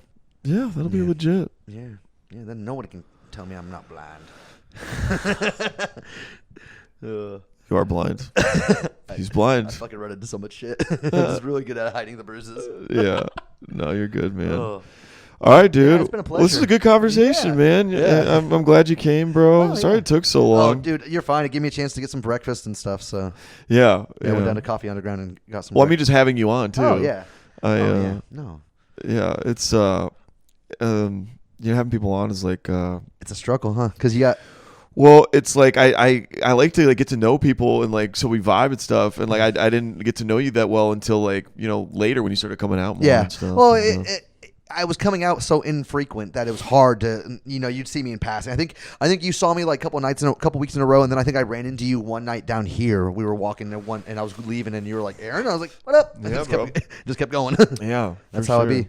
So, and it's cool, man. We've had freaking a lot of people on. I think we're 57? going to be in the 60s. Yeah, we got a few episodes before this one will come out, but a few repeats, but mostly, so pretty cool. All the people. Who's the next one coming on? As of this airing, there will be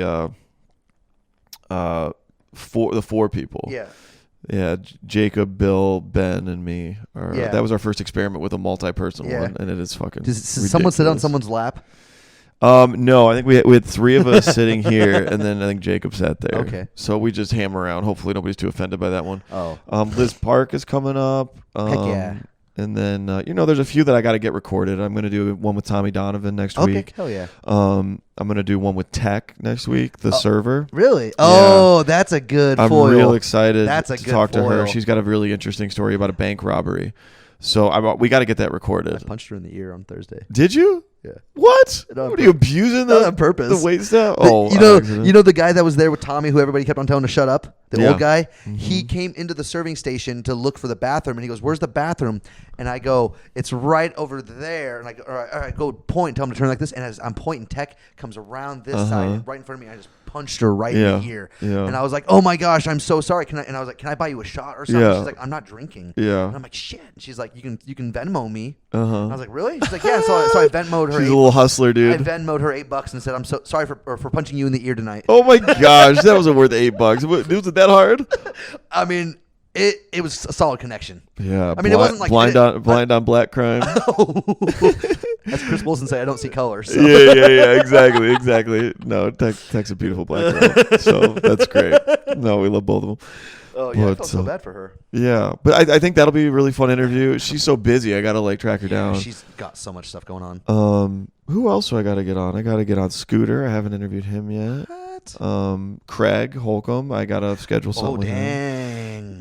They were moving and they got the baby. They got a baby on the way. So yeah. And then I don't know. Just keep rolling. Hopefully, don't run out of people. I think there's Jordan Warlick, new comic. Yeah. Alexis, she's great. Oh, I freaking love Alexis. Whiteside. I still got to talk to him. Yeah, bro. Yeah, dude, it'll be fun. He gave me a ride home the other day, and he's fucking weaving through traffic, just flying through. And I'm like, wild driver. And he's like, I'm like, you got slow down. He goes, why? And I said, you're gonna want to get pulled over. He goes, oh, you right? I don't have a license. Oh my god. Oh my gosh. I'm like, what? Yeah. And you've been drinking? Yeah. Well, good stuff, man. Well, thanks for coming on. You want to shout out any social media? No. No. I'm on Instagram, blind_Aaron. My Twitch handle is up, but it's nice. Shout it out. Yeah, but I don't have it posted. It's Glock GOOCK_OMA, but the O is a 0, so Glock OMA. Nice. Yeah. That's a badass handle. Yeah. Anything else? You got Twitter? I don't use Twitter. No. Okay. No. YouTube? Aaron Quillen. Yeah. You got a YouTube channel? Yeah, but there's nothing on there. Yeah, that's cool. I have one video. You got one. Yeah, dude. YouTube is what I'm really enjoying, putting content out pretty regularly. Yeah, I just put the one video up there so people who can access it, like my dad who lives in Wisconsin, my mom and them, because they want to see it. Stand-up video? Yeah. Hell yeah. Yeah, that's about all that's on there. So I need to start uploading I'm on TikTok, Glockoma or Glock_Oma. Okay. But nice. those are just my longboard videos. Okay. Yeah. Good shit, man. Well, yeah, follow Aaron on all of it, man. Blind Aaron. Check him out on stage. You can catch him every week at Comedy Zone or all the open mics here in Greenville. And not all of them. I don't go to Habiba's. Oh yeah, I missed Habiba's last night. I work till 9. Yeah. Yeah. So I felt bad. I should have gone. I felt a little guilty. I missed a mic, but did anybody go? I don't know. I'm not sure. Oh. We got to keep that alive. I like Habiba's being around. Yeah. I every Friday I'm either have my kids or I'm working. Yeah. Gotcha. It's tough. All right. Well, dude, thanks for coming on, man. Thank you. Get a massage from Aaron. All right. Thanks for coming, dude. All right. Thanks. See you guys next time.